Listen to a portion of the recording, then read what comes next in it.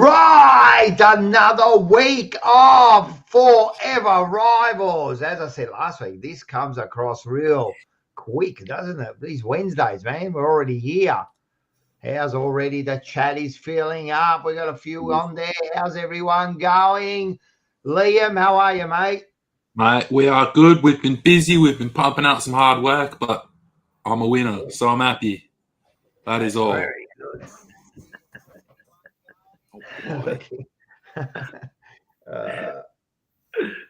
I like it. And Manny, how are you, mate? I'm good, Rocco. You've changed it. You normally ask Marco how he's going, but yeah, I'm doing good. Good evening, everyone.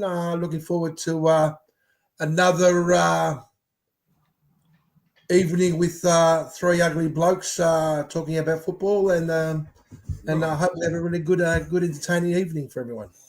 Nice. And Marco, how are you today, mate? How are you today? Good, Rocco. Good, boys. Good evening. And Manny, mate, I thought I looked pretty scrubbed up tonight, mate. You know, I've had that bit of a shave and done my hair up and made myself look at least decent for the evening. But look, what fantastic weather. You know, fantastic weather we've been having at the moment, besides the football. So it's good to see Melbourne weather, get some sunshine before the cold comes into play. But yeah, good evening all, and let's look forward for another interesting night tonight. It's going to be a good one. We got some people ready. Lou, how are you guys? And Liam, our favourite little man there, he's going to be jumping on. We'll do a bit of WWE talk too there.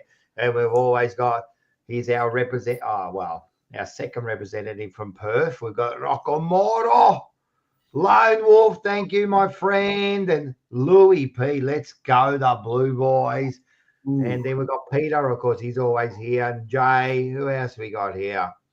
Oz is always there. How are you? Hi to the chat, man. He's on every single one. Tony Tuschi. Good day, Rivals and chat. Hope everyone is doing okay. It is hump day, isn't it? And we got the good old Scotty's back to his best, man. He's been in the chat looking good. Rocco, Mark, and Liam. Yeah, you're about right there. Yeah. And we've got winner chicken dinner. We've got the best. I'm waiting for Scotty's mum to wish me a good evening. With you. And Tracy, how are you, lads? Tracy reads a big one. What do we got here? Got to be real careful about what I'm going to put up here. There we go. Torps. Hey, everyone. Marty. We know Marty. Marty's out there. Good day, Rocco Fellow Bags. Who else? Michelle's always there. How are you, Michelle? See you in Sydney, Rocco. Yes. I'll definitely be there, man. I'll definitely see you in Sydney. We'll go. Let's all go for a drink. I'm meeting up with the Monday Blues up there, so it should be a good weekend. Oh, nice. Yeah, that's it. Blue bag up. Looking forward. Yeah, it's going to be. We're going to have a robust discussion about a few things. Frankie.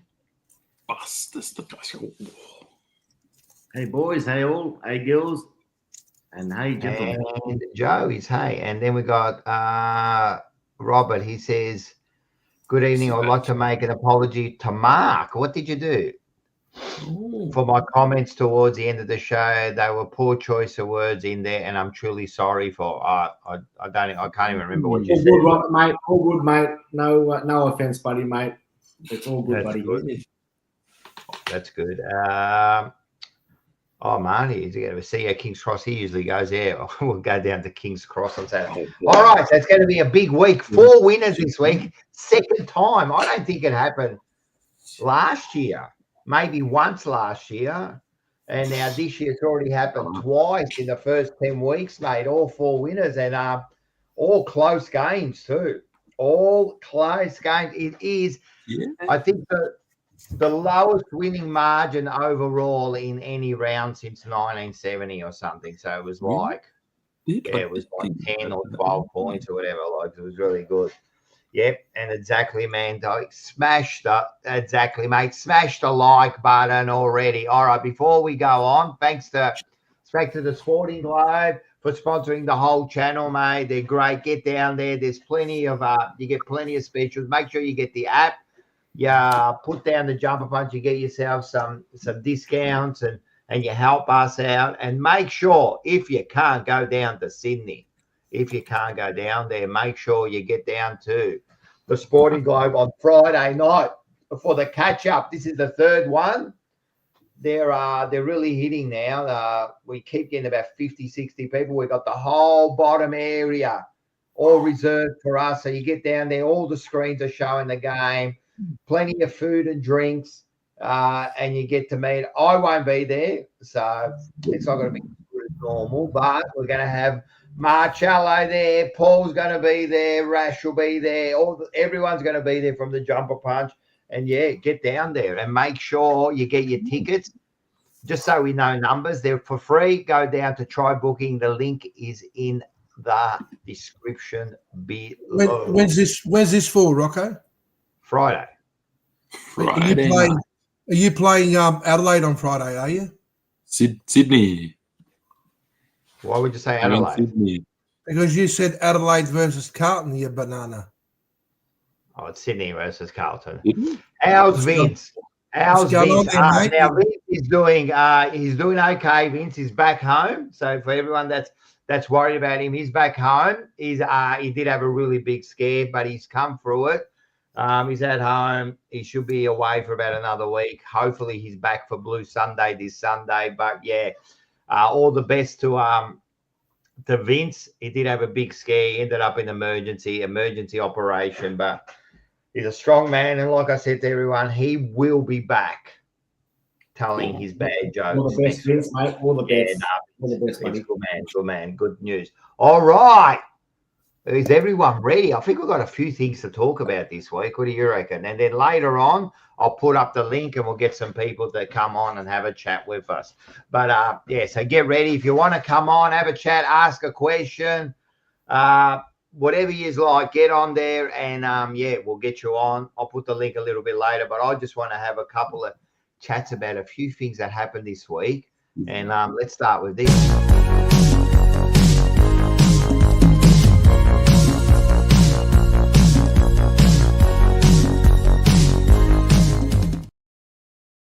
Forever footy. That's what it's all about. It is forever footy. It's always footy in Melbourne. It's always footy.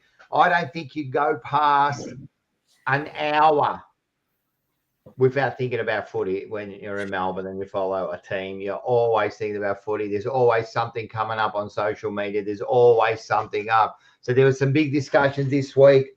And the big one, I think, is the AFL, and it was with the incident with Collingwood and Swoosh. Is it how do you pronounce his name? Schultz. Lockie Schultz, Rocco. He was one of our superstars. You were bagging him. If he's a superstar, if he's a fucking superstar, right? What does that make what's someone like a Pendlebury then? Oh, look, Pendlebury fucking goes into legendary. Words, man, superstar. One goes to legendary. He's a good ordinary player. One goes to legendary. Superstar. If he's a superstar, where do you go next? Goes to legendary. Don't talk over me. Don't talk over me. Where do we go next if he's a superstar? I told you, legendary. So legendary. From superstars to legendary. So he's a superstar. Yeah. He's a little superstar. Shut up. I'm already annoyed with you tonight. You're already an idiot. Let's get into it. Let's talk about that incident now. I'll just have my say on it. The incident, first of all, he gets knocked out, and he was clearly knocked out. He was clearly knocked out because he raised his arm, and you could see it. As soon as they raise their arm, you know they're done, you know. So he raised his arm, you know he's knocked out. Umpire runs past him. Right, and they don't stop the game. Maybe that's a mistake in itself there, but that's not the problem. The problem is then they lied about it, say they didn't see the incident. AFL comes out, makes a statement, made to look like idiots by the Monday because the recording comes out and they're actually talking about it while the game is going. Unfortunately, I did listen to the recording. I haven't got it. So again, 2 weeks in a row, AFL's made to look like an idiot.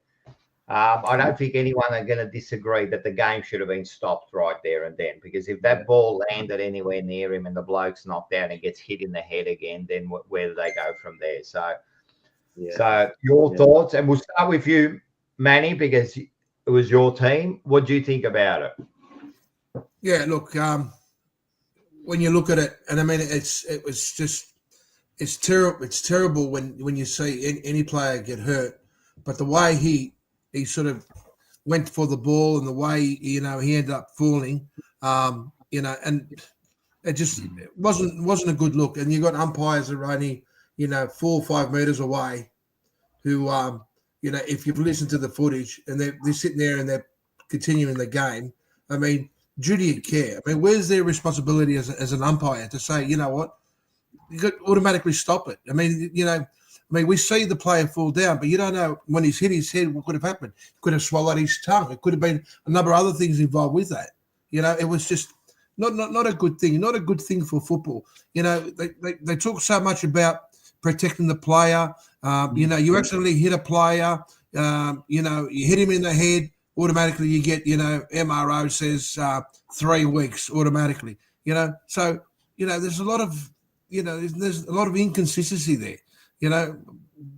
It's a disgrace. And a couple of those umpires have played, almost 200 plus games, and they've played finals football. So the experience is there. So, to sit there and then just all of a sudden, decide to make up a story of what they saw and then to pass it on to the AFL. And, someone needs to be accountable. Yeah, someone has to be accountable. There's got to be some. Oh, yeah, you know what? You've got 4 umpires on the field, mate, and not one of them could see it. So I think it's a lot of cuckoo bullshit going on there, mate, with the AFL and the umpires there, mate. Because you've got 4 umpires now, mate. We used to have just 1 or 2 umpires on the ground. Now we've got the 4. My concern is I'm not quite sure. I don't want to get too deep into it, but the player that actually knocked out Schultz. What's his name again? Schultz. How come he wasn't? Although he had the ball on him, how come he wasn't cited to possibly be maybe reported for a head-high tackle, regardless if you got the ball or not? Because I've noticed that lately, if you haven't got the ball and you hit a player and knock him out, you get weeks. But if you got the ball and you knock out a player, we don't seem to look at it. So was it a head-high tackle towards Schultz with that player that had it was incidental. I mean, they ran into each other. It was incidental. Incidental. I mean, it was actually Schultz who ran into him and knocked himself out. That's right. Yeah, Schultz ran into him. And it's just basically actually look at the actual incident to see if possibly. I'm sure they looked at it, but you can't be reporting He might have raised himself. He might have lifted his legs. Nah, pretty much straight away they said there was a conversation that was nothing brought up in it. maybe No malice. possibly when the player has got the ball, he was tackling him, Mark. and he can go forward with the ball and shoulder somebody and knock them out. It's still a concussion at the end of the day, regardless if he meant it or not. I think they should have looked at it a little bit more deeper, because that player that hit that Schultz possibly might have got a week or 2 for incorrect bumping, as they say. But no, it was just something that I just thought about. But yeah, obviously the umpires got no idea these days. It's getting worse and worse every week. What can we say? What can we do? We keep watching the game every week and we see all these decisions that are not correct, and we keep on accepting it. So it is what it is, I guess. Rocco, it is what it is. That's a good statement. Anyway, it's not, you can't be even questioning that to be looked at as a report, because he tackled him and knocked himself out. You can't. Yeah. That's ridiculous. If it was the other way around, if he went to tackle him and he knocked him out, then it's on the player. But he's the one who tried to tackle him and knocked himself out, so it can't be. Yeah, It can't be just that. If it gets to that, we are fucked, man. Yeah, he was just unlucky. He was just unlucky. Just unlucky. What do you reckon, Liam. Now, my thing is, Liam, it's not even about that they didn't do it on the day. All right, they could have easily, the umpires, right, said, okay, we got it wrong.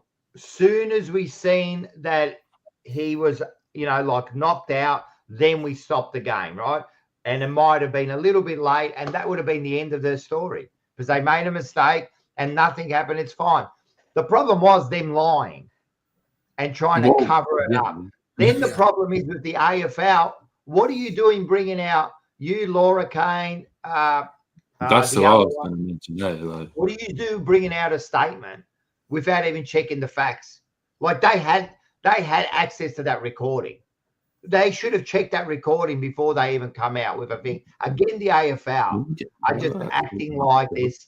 There are like B grade organisation here when it's the biggest sporting. Last week it was with Rioli, right? And then this week, what did they do with Rioli? They end up like suspending him or taking him away for 1 week. They decided to get involved into it after the media make a big issue. Now they make them look like fools again. What do you reckon, Liam? Yeah, you're right. It's weak from them. That's all it is. It's weak. They've been forced into make these decisions because people have called them out on their bullshit, and then they're like, "Oh, hang on, like we probably got to respond to this now because maybe we have done the wrong thing." It's like, no, don't stuff up in the first place. Take ownership for it when it happens. Then it'll be like, I didn't mind the statement coming out, but like she's saying like, "Oh, they've been coached today not to do it." I was like, isn't this common sense? Like, shouldn't they know this already? You don't need to go to the umpires after it's happened, be like, "Oh, let's just go over this again." Like, they should know it. It's common sense. Like, if a bloke gets knocked out, he couldn't even walk off the ground properly. It's like, surely you stop the game. You do the right thing. But no, they don't take ownership for their decisions. And they hide behind them. The Rioli one was worse because they had other things why they were hiding behind it. Yeah, this is... Yeah. They're just trying to cover frustrating. Up. It's frustrating their management, how they do it. 100%. Yeah. And Tiger Mars here says, it's true. I've seen them hold up a game because someone's lost their shoe. Yeah. You know what I mean? They stopped the game. The audio from it so damning, hey? It's like they were aware that it happened and they still continued to go. I was like, are you that's what was bad. They got, you know what? I don't feel sorry for them because they're not sorry that they're sorry they got caught. That's what they're sorry for. You know, the umpires, they tried to lie their way out of it. And the umpire, and as I said, the AFL, what did they do? Laura Kane, man, she doesn't even look at the evidence before she brings out a statement. She's the leader of the biggest organisation in Australia. They do one mistake after another, this mob. One mistake after another. Oh, exactly. Look, you know what, Rocco? I think at the end of the day, you know, you want to sit here and you want to blame Laura. Now, let me tell you that those umpires. Yeah, that's fine. But those umpires, right? It's like if you're at work and you make a mistake, right, and your manager comes to you and says to you what happened, you know that you couldn't lie to them because they've got the evidence there. So they take you on face value, and that's the way it should be. Now these are professional umpires. The moment they get asked the question, what happened? I mean, what were they trying to realize that they're going to hide behind what's so visual? There's cameras everywhere. What they should have done is they should have been more honest. So she's basing it now on honesty. Now through that distrust, to make sure, like you're not talking about if I make a mistake at work. You're talking about soon as Laura or fucking Dylan, they make a statement, right? Yeah. It's around Australia. You know, you make that fucking statement, it's going. You're not, you just don't make it on a whim, right? So it goes to show you accountability.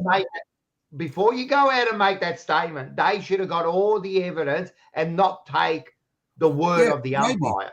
But you'd think the moment they got these four professionals, they'd own up and say, you know what, we fucked up. So she's taking them on face value, and of course now what it's going to do, I think, in my opinion, it's going to change the whole situation because every time something goes wrong, they're going to be scrutinised, and they should be scrutinised because you know through their dishonesty, you know they've been caught out, and it is an ugly look for the AFL because they have released a statement and it doesn't look good. you know. And it's But not just that, as I said, it's one after the other. This isn't the first Yeah. thing. I mean, this is 2 big issues in 2 weeks. Get your shift right, you know what I mean? Get your shit right, mate. You're in charge of the AFL, man. Get your shit right, man. Don't just go in there for your paychecks. They've made one mistake after another. They're just shit house. And Scotty's right. How about letting him jog off the ground? Whose fault's that, man? As soon as he fell over the second time, the first time, they should have put him there and got the stretcher out on him. You know what I mean? What if he falls and hits his head again? I mean, whose fault's that, man? I mean, that's part of like the trainers and that too now. Yeah, like, come on, get your shit together, mate. Mm-hmm. Like and then if something big happens, mate, then you know they're going to be the first ones to complain. You know, so yeah, you're right. It wasn't a good look. It was not a good look, man. Yep, Yeah, I don't think Laura Kane's going to have a job by the end of the year, to be quite honest, boys. So look, I think she'll surely find somebody. I've said it before, and look, not many people want to say this, but look, at the end of the day, is she there just to meet quotas? Of course, this is the way of the world now, isn't it? It's the way of the world. No, you know what? I think she's doing a really good job. What's she done that's good? In a male chauvinistic dominated society that we live in, and the AFL being male dominated, you know what? And I think she's doing a lot of good things. And of course, you know, she's done so much for the. What has she done that's good? You gonna let me talk or what? Yeah, what has she done that's good? There's no use making a statement and then continuing on. You've made a statement, and I want to clear it up before you continue. Right? I'll finish what has she done that's good? I think she's creating more. She's making it more. She's allowing the female women to become part of the sport. What is she allowing? She's not allowing the females more. Well, you know, what has she got to do? What is that her job, allowing more females? Well, it's opening up the doors. It's opening up the doors to it. I think she's. So now what you're saying about this is, right, you're saying the only reason she's there is so we get more females into it. No. What I'm saying is that she's not afraid to address the media. Every time there's been a problem, she's there facing these challenges, and it's not an easy job. What do you mean she's not afraid to face the media? That's her job. Yeah, it's like you know what? It's like she doesn't hide. That's your job. She doesn't hide behind the truth. That's what I think. She can't hide. She's the face, mate. She can't hide. Well, don't open up that can of worms, buddy. Don't open up that can of worms, mate. Don't open up that can of worms, buddy. I don't know. That's my opinion. I don't know. You've shown that you make a statement. You've got to back it up. She's done a lot. What's she done? She's done nothing that's special. Actually, since they both come in, I think it's gone backwards just quietly. The state of the umpires, it's gone backwards. Well, if she was doing a good job, we wouldn't be here whinging about her every week, would we? Exactly. But there always seems to be a problem now. I reckon Razor Ray Chamberlain would be a perfect candidate to take over that position, mate. He's been good to watch on 360. He has. I reckon he'd be a great candidate to take over. He's too much involved in the media. All right, let's talk about some decisions over the weekend again, which we're always going to do. I think I saw the worst decision ever in the history of football, right? Ever. Oh, boy. That's huge. And it wasn't my team, even though there was a real big one with my team, but it wasn't my team. It was with Melbourne and Pickett when he got tripped on the knee, on the foot. Then they got his shoelaces. They tied them together. Then he fell down again, and they played on. It was the worst and there was an umpire right there, mate. It was right there. Now, they paid tripping to the Collingwood player last week, which was a trip. And this was that was what? That wasn't a trip. No, that wasn't. The one with Collingwood wasn't a trip. No. It wasn't a trip. No, It was a trip, Why? Manny.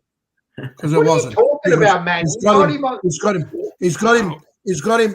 The right hand has got him on the hip, and then he slided down. His hands Yeah. went down and slid and got him No, over the no, knee, no, you dickhead. No. You asking my opinion? I don't think last week was a trip, but the one In Melbourne actual was a fact, trip. in actual fact, I It's a didn't ask your 60-40, opinion. Manny. It was a 60-40, that one there, Manny. 60-40. Yeah. No, I reckon it was more of an 80-20. That is the worst. 80-20. The Pickett one was like 100. No, the one with Melbourne. The one with Melbourne. I'm going to go back to the Collingwood, mate. That was a trip. And even the Collingwood supporters said it. No, it wasn't. Wait, how can it not be True, a trip? yeah. It wasn't Black a and trip. White came on last week. Depending on the angle you look at it, it wasn't a What trip. angle? He got him around the knees, mate. He got him around the shoulders and the hands and slided The down. shoulders now. He was nowhere near the hip. fucking shoulders. He got him on the hip. He got him at the hip. What is he? A fucking short bloke? What is he? Is he one of these blokes? Is he one of those blokes? What, his shoulders are near his fucking hips? What are you talking about, Manny? Last week was so obvious, mate. No, it wasn't that obvious. That's my Keep opinion. going. But 60-40. when you're comparing the one this No week, way 60-40. No Yeah, way. look, If you grab him around the hip and your hand slip down to his knee, It was a it's bit a more fucking trip, mate. It was a bit more wishful I agree with you, Mark. a big part of the It was game. 60-40. But the one against the Melbourne Hawthorn, that was a trip. That was a trip and a half. That was a massive that. trip. I don't even want to talk about that anymore. I want to talk about how you think that one of the most obvious trips that you. So now what you're saying is you could just grab someone by the knees and pull them back. That wasn't obvious, Rocco. The one Yes, that it was. Hawthorn Melbourne was obvious. That was obvious, mate. No, You the can't Hawthorn trip someone. The You Hawthorn cannot Melbourne trip one was someone. obvious. You can't trip someone, man. How did he fall over then? The Hawthorn Melbourne one. How did he fall over? How did he fall over then? The Hawthorn Melbourne one was a How massive did trip. he fall over then? That trip was so big, you can go How around the did world he fall? I don't 30,000 care about times. the Melbourne trip anymore. I don't give a care. fuck about the. I don't care. I want to hear your think about when. I want to know when is it in the rules now? 40, he got him with the right hand, no got him on the hip, 60-40 tried it that. down. Why was it? But why the was Melbourne it one, 60-40? the Melbourne one stood out like dog's balls. The Melbourne one stood out like dog's balls. Why was it 60-40, Manny? Well, because it was. It was a touch and go decision. No, I think he was very unlucky. His hand slipped below. His hand slipped to his knees. Yes, he got him around the hip. 100%. He got him around the hip. He brought him down. It was a tackle. That's He my got opinion. That's my opinion. All right. But the Melbourne Hawthorn one, that's a massive trip. Sorry, That's mate. You're fucking clueless, man. I swear to God, you are clueless. I'm not gonna agree with a second-rate team that Carlton's. Yeah, all right. I know this bloke, and I'll tell you one thing. I know this kid, and he definitely knows more than you, mate, about the game. I'll tell you one thing about Liam, right, who's fucking 10 years old, right? He goes to more games than you've ever been. So don't tell me about Liam. That's okay. Is that how you entertain yourself? We're talking about the trip. Now, I can't take you seriously anymore. So I don't want to talk to you. I can't take you. I can't take you seriously. Do not talk over me, Manny. Do not talk over me. Listen to me. I don't take you serious. If you do it again, I'm going to mute you. Right? I couldn't give a fuck if do it one more time. Go. What? I'm telling you. I cannot take you seriously anymore because you don't understand the rules of the game. I'm going to go to Liam on this one here, right? I'm going to go to Liam. Jesus Christ, mate. I can't believe he went back to that. That one there, I don't get how they missed that one there. The umpire was right in the goal sphere. It wasn't that far off him. It is one of the worst calls that we've seen for sure. Like, how can you get away with that? He's not. It's not even slid down like the other. He's grabbed him by the legs and he's taken him down by the legs, and they've let it play on, and no one's picked that up. It's just Yeah, I don't get it. oh man, it's becoming a joke, eh? And with the games so close, it makes it a big difference. You know, that goal there would have made a huge difference. It was right in the goal square. There was another Mark. Where's Mark? Mark is always disappearing. I don't know where Mark is. Mark's off. He couldn't handle it anymore. Mark's getting props. Yeah, Mark's waiting for Gino to bring the props in. Oh, here we go. We got another banana here. That wasn't a trip last week, because it was and then slid down. You just said it. It slid down to his knees, mate. He got slid down to his knees, mate. You can't trip someone. And that argument about, it should have been paid what's first. No, that's not true. That is not true. You don't pay what's first, because I'll prove it to you. Because you can't tackle someone properly and then land on their back. All right. Can I ask so what happens if that happens? You pay in the back, don't you? All right. Can I ask a question? Yes. Okay.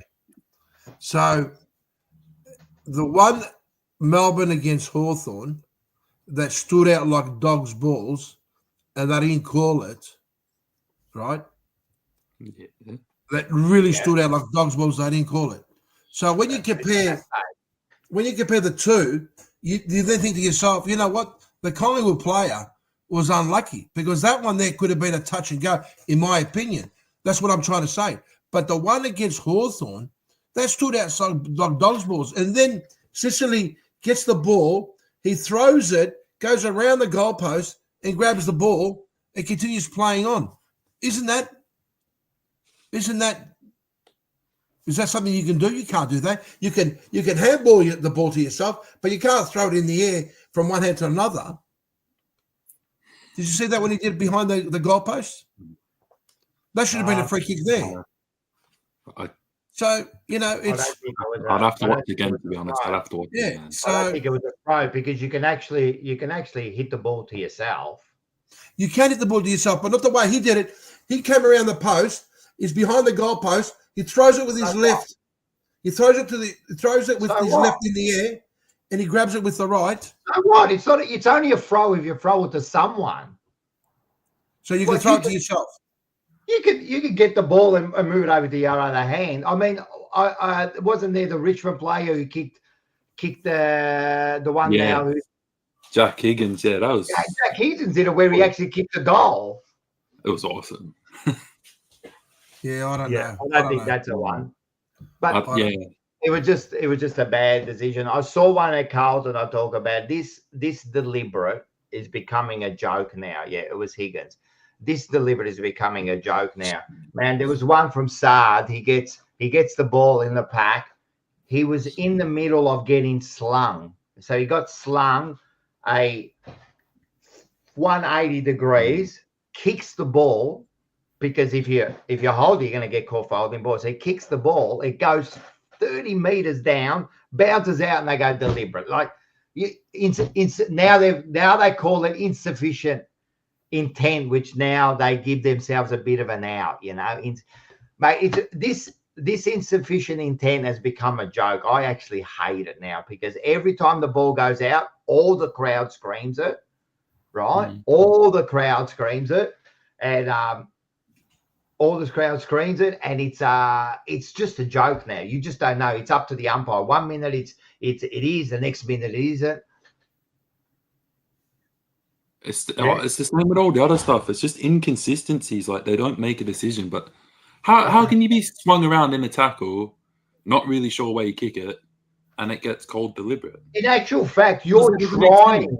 He's just trying to get rid of the ball. If you think about it, you're trying to keep the ball moving. He's got no other option. He has to get rid of the ball, or else gets pinged hole in the ball. You know where it's getting to? It's almost getting to like soccer, where it's going to be last person touch it is going to be called. Yeah, I think we spoke about it a couple of weeks ago, and I'd honestly prefer it. I reckon it might be better. I reckon it just really comes down to, once again, I've said this once and for all, too many umpires on the ground. You know, each individual's got different interpretations of the rule. You know, you might have an umpire that's got 20 years experience, and the other guy on the other side's got 5 years experience, and they'll make their own decisions, whether they're talking to themselves now and creating that kind of result. But I just think there's too many umpires. Maybe go back to 3. I don't think we need 4. What do we need 4 umpires for? 1 in the middle, 1 at the back, and 1 in the forward. You know, and that's what's happening.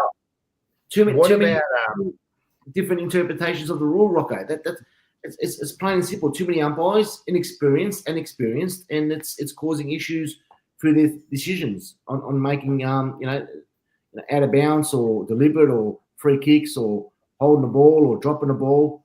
Do you reckon they get influenced by the crowd sometimes?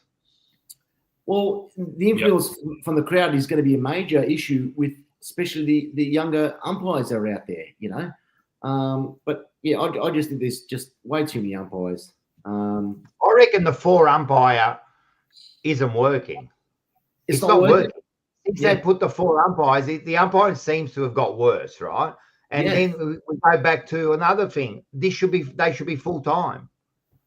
They should be full time. Until they fix that, I can't see them getting any better. It's the biggest sport in Australia. Imagine any other sport that's got part time. It's just ridiculous. They're getting too many wrong, and they might say, "Oh, we got the 4 and that," but I reckon if you look at it, I reckon we're missing more. You know, and we've got 4 out there. I don't know. Is that affecting the way they umpire? Maybe the game's too quick. Maybe they need 4 umpires because you compare it 10 years ago. Well, you're right. At the moment, it's not working because you're getting a lot of these umpires making the wrong decisions, and it's not working. But what's the solution? You know, we spoke about this on a number of occasions. You know, for them to become full time in the job. But the facts are that, you know, it's not a full-time job. And this is the other thing, you know, I don't think they take it as serious as what they would take it if it was their full-time job, if it was their career, because there'd be consequences. Now, these 4 bananas that made the mistake against, you know, Collingwood and Schultz injuring himself. All right, so they've admitted fault. So what's happened? A slap on the wrist, yeah? Is that it? You know what I mean? Because it's not like it's their livelihood, you know what I mean? They've got something else to rely on. You know, and that's the problem. For example, Razor says it was a trip and a throw. That because Razor does do a podcast or something once a week where he goes through decisions. So, and he wasn't a bad umpire. Was it what were you saying? Oh, I think, like, for example, I think those 3 umpires that made those umpires that made the mistake with the Collingwood player there, I reckon they won't be umpiring this week. Have they got enough umpires? That's my question. Have they got enough umpires? Yeah, because they got to have umpires in the reserves. They got enough umpires. They rotate them, and they do get penalised if there's something. Yeah. Yeah. So let's talk about the other. We'll talk about a few other things that have come up. This is a good one. Blue Bagger. Hello, gents. That's Sid Jackson there.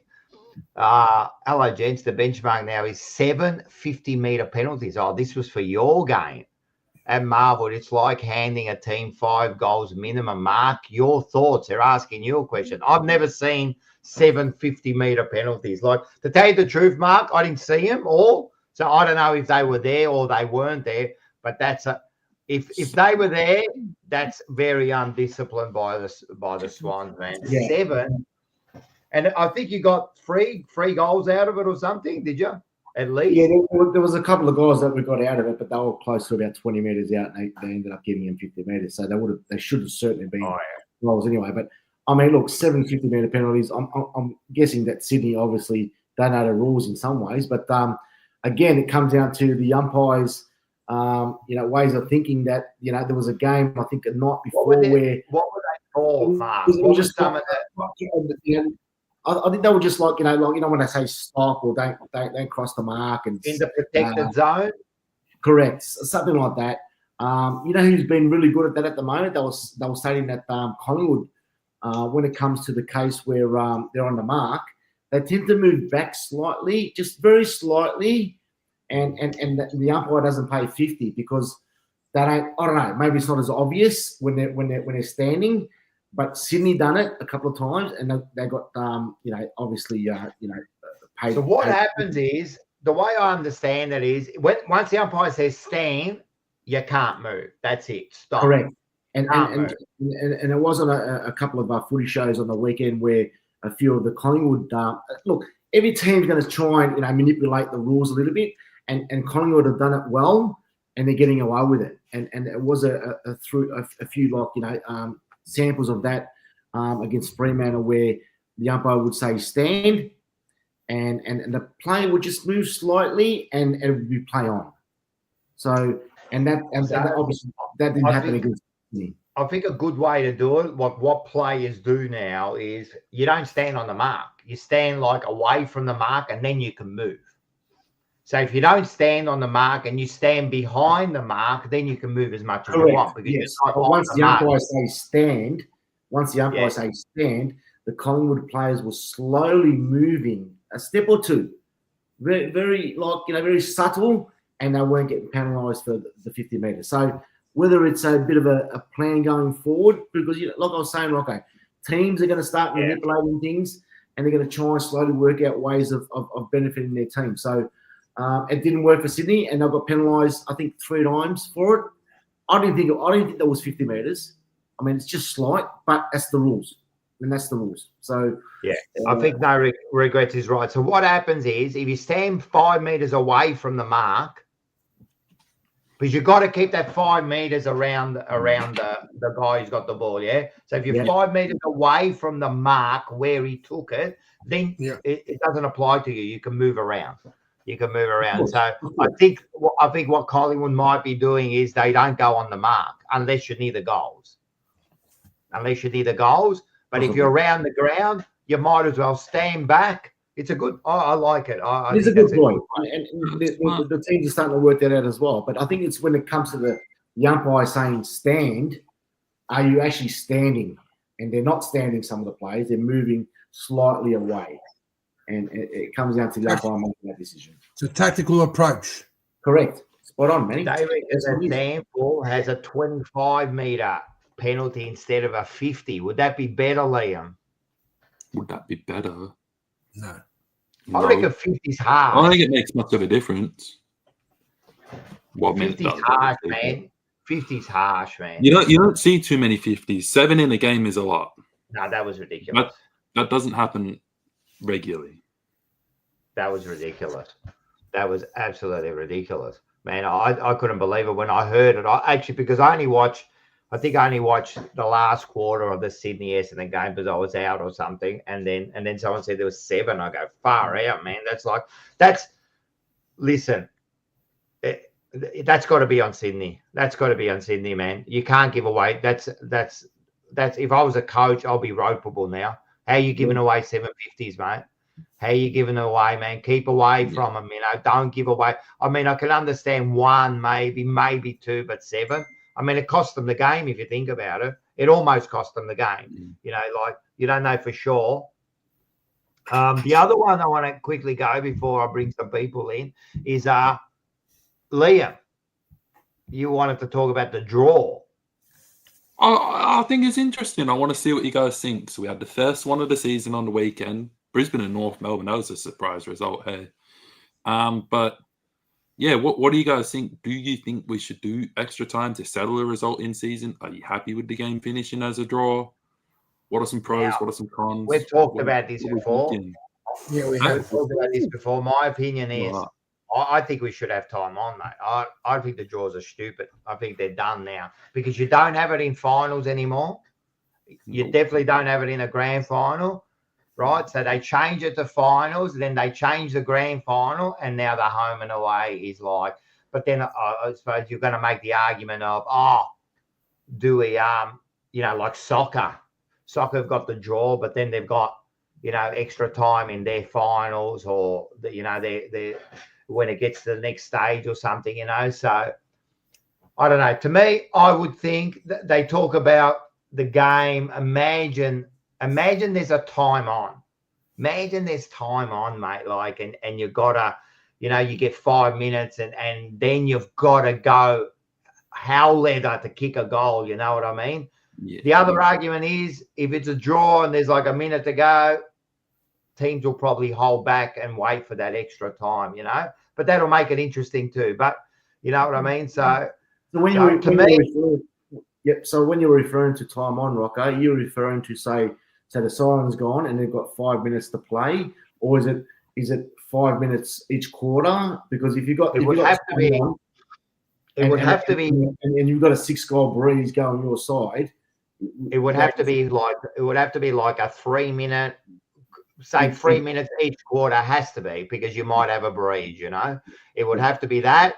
And then I reckon you do that a couple of times. And if it's still a draw, I would have a kickoff. Why not, man? It'll be the best, mate. From 50. Can you imagine the crowd freak out whenever you're going for goal, mate? They already freak out now. The kickoff will probably only happen once every 10 years. Because what's the chances you're going to have a draw, then time on, draw again, you know, like, so, but that would be my opinion. You guys? I think they should leave it as it is. Don't fix it. Main broke. Don't fix it. I think at the end of the day, you know, North Melbourne was unlucky to lose that game, but I don't think you should take that away from the fact that, you know, Brisbane stuffed up. They missed out on those 2 points. Simple as that. Yeah, Brisbane would have loved to have had the extra time because they were probably that confident. But so why should they get that extra time? No, leave it as it is. It's all right. Yeah, you know, it's there for a reason. Leave it as it is. I bet you North would have loved that extra time too, because they were flying at the end. That last minute or so, man, they were flying forward, man. You know, so they would have loved the extra minute too. Why don't they do this then, Rocco? If the game is a draw and you're coming close to a minute before the game comes to an end, right? So you think all of a sudden you got that extra 10 seconds. You know what? Just throw that extra minute on there automatically. You know what I mean? They're going for they're attacking their goals and just keep the game flowing. Keep the game flowing. Maybe you do that. But when do you do the extra minute? Well, when you've got 10 seconds to go and it's a draw and you know that it's the ball's in the middle and there's no, then you just continue. 10 seconds to go. Where's the ball? Is it in the 4? What if it's in the 50? In 10 seconds, you can get a free kick. Well, you get a free kick. You get a free kick. You know what I mean? If you want to get rid of it. You know what I mean? But I think you leave it the way it is. Time or something, or like added time. No, leave it as it is. How are you, Scotty? You're back. G'day, Rivals. How are you? Sorry, I was just waiting for the right time to jump in. Didn't want to interrupt the yapathon, but first of all, I just wanted to say, Rocco, Liam, Mark, you've been on fire tonight. It's been a great show so far. I just want to pop in, say hello, and give my 2 cents. But just quickly on the draw thing, did you know there was actually like a song written for the draw, and it's like an anthem, like a theme song style song for the draw? Yeah, I actually heard it on the weekend. Someone played it. It's absolutely rubbish, man. Come on, man. Who's going to sing the draw song? Imagine that's the draw song. Anyone can sing it. I reckon it'd be the funniest thing ever, because it would tilt you that much harder that your team fucking drew. So then you get in that mode of like, next week, fellas, let's not see that shit again. Yeah. If you know what I mean. To me, I go to the footy, I want a result. Man. I want to win or I want to lose. I've been to draws and you feel nothing. It's shit. It's just a waste, you know? Like, I want to feel something and you can't. The ground sounds dead. No one knows where you're at. It's like zombies everywhere. No one knows, man. I'd rather have a result, man. Mate, you put another 3 minutes on the clock either way, right? Mate, imagine the crowd, how pumped they're going to be, mate. And then that's going to show some real resilience with the players. You know what I mean? And it'll be great. But it's not going to change now. But we've had this discussion. That's my opinion. Liam, imagine being a Collingwood supporter in 2024, going through all those draws. You're already surrounded by zombies. Didn't That's true. And then you got more zombies, are you? Bloody right. Many as Imagine if it was also one of the biggest home and away games of the year, and that shit happens. That's honestly pathetic. Yeah, 100%. I agree. But yeah, so I didn't mean to interrupt, Liam. Nah, I do. I'm with Rocco. I want a result. I don't want to draw. I don't like it. It's not how it should be. We need a result. Couple minutes extra time either way is good. The only negative I see about it is like with players going into the next week, if they're injured, if they get more sore, if they're kind of like, look, we've done our job now, we've got to go play an extra 5-minute couple quarters, 10 minutes total. But if it was the Carlton game on the weekend, I know you guys had a few down to finish that game. If you've got to get up again and then go play, it's kind of like, we're already a couple players down. Players that we've got are already smashed. They're probably going to be like, we'd rather take the points instead of risking it. But yeah, look, like anything, there's pros and cons, but yeah, I'm with Rocco. I want a result. I want to win or I want to lose. And that's true. The injuries and that, they're going to say that it's already. I actually think the quarters are already too long. I think they should shorten the quarters by a couple of minutes. To tell you the truth, make them 17.5 minutes or something, and take away. You actually have to reduce the actual time of the quarter. Just adjust things that are extending it. But then, you're one of the biggest things is just cutting into ad revenue, which you're never going to change anyway. What about instead of like cutting the time of the quarters, what about, right? Don't stop the clock when someone's tying their shoelaces or something stupid. You know what I mean? Keep it running. Only stop the clock for out of bounds, maybe a bounce, and of course when you kick a goal or a point, but don't stop it for those other things, man, because like Nick Dacos has his own time box, bro. He walks around in. Yeah, well, he gets special treatment, doesn't he? He does, man. Yeah.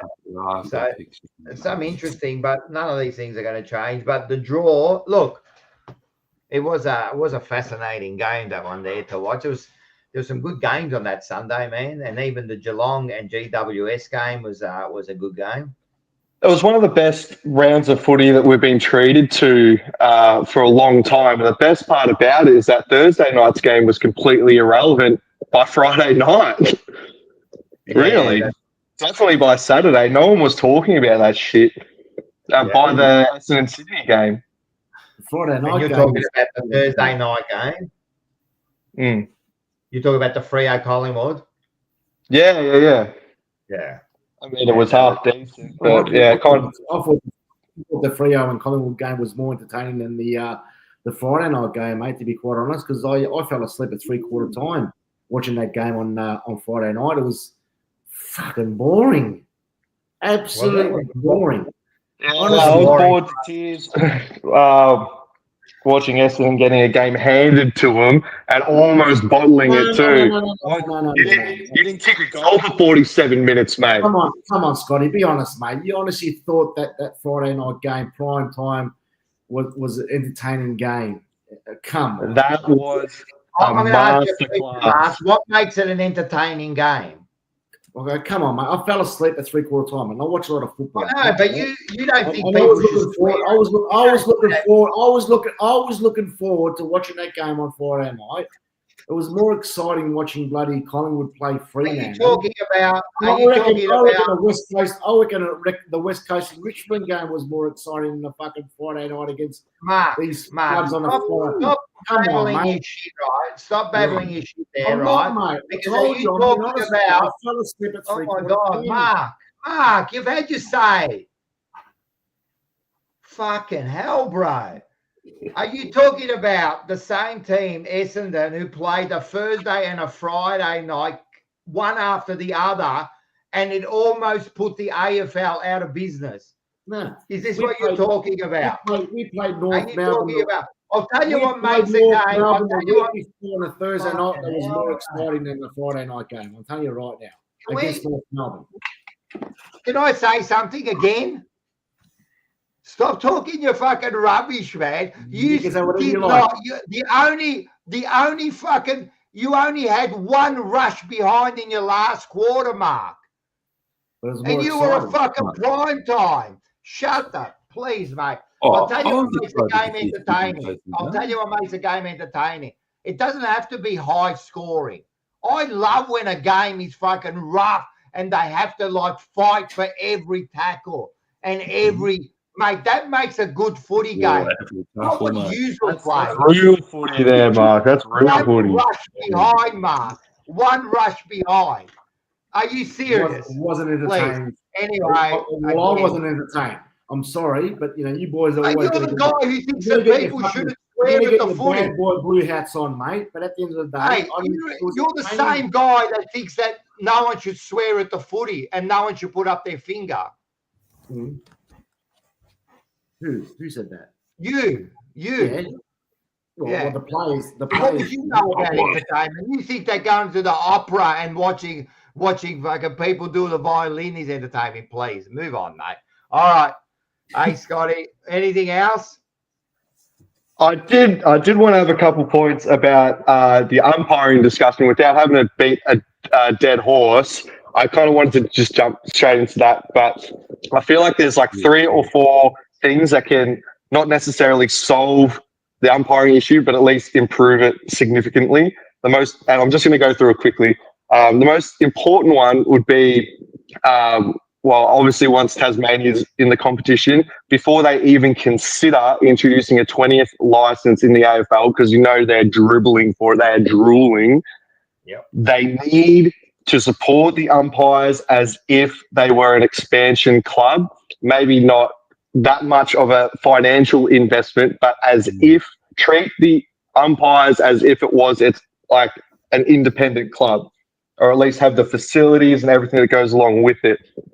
I know it always comes back to having to have for it to be full-time employment for them, but there has to be levels of recruitment, training, education, everything. They need everything to go with it. There need to be pathways. It needs to be a legitimate career option for anyone that wants to come up and have that as a profession. There needs to be like an expansion club, they need to bring in like big names. I mean, it kind of sounds silly. So like a lot of people, actually no, people do say like consider former players or at least recent former players. I know you can kind of make arguments about ethics or whatever when it comes to umpiring similar teams or whatever when it comes to that, but there need to be role models for I guess younger kids or people coming up in the umpiring pathway, so the profession can get more respect. And I think that we as supporters need to give them more respect, even if we don't feel like they deserve it. It'll pay dividends in the long end. Because right now, I think that's one of the reasons why the AFL, like they don't criticise them and that, because imagine they start criticising them. That they're already struggling to get the young kids to like umpire already, and I do understand. But I think you're right. There's got to be a way to make the whole profession more respectful, more professional. And they don't even have a training ground, man. What's that? They don't even have their own training grounds that they can go to. They just have to fuck off to Spotswood Park or whatever on a random afternoon. They can all make it because they have to manage like their full-time teaching job or something like that. But because this is me, because when I'm curious about a topic, I'll actually go out, I'll talk to people, I'll do my research. I won't show up 1 minute before my own show and pretend like I know everything. I've gone out, I've talked to the Gippsland Umpires Association and an actual former AFL boundary umpire, and they've all given me their perspective. The former boundary umpire who's done half a dozen Anzac Days, multiple prelims and 2 grand finals, he said that the type of person that they need to become umpires, they're the type of people that would rather train for an Ironman or an ultra marathon or a triathlon.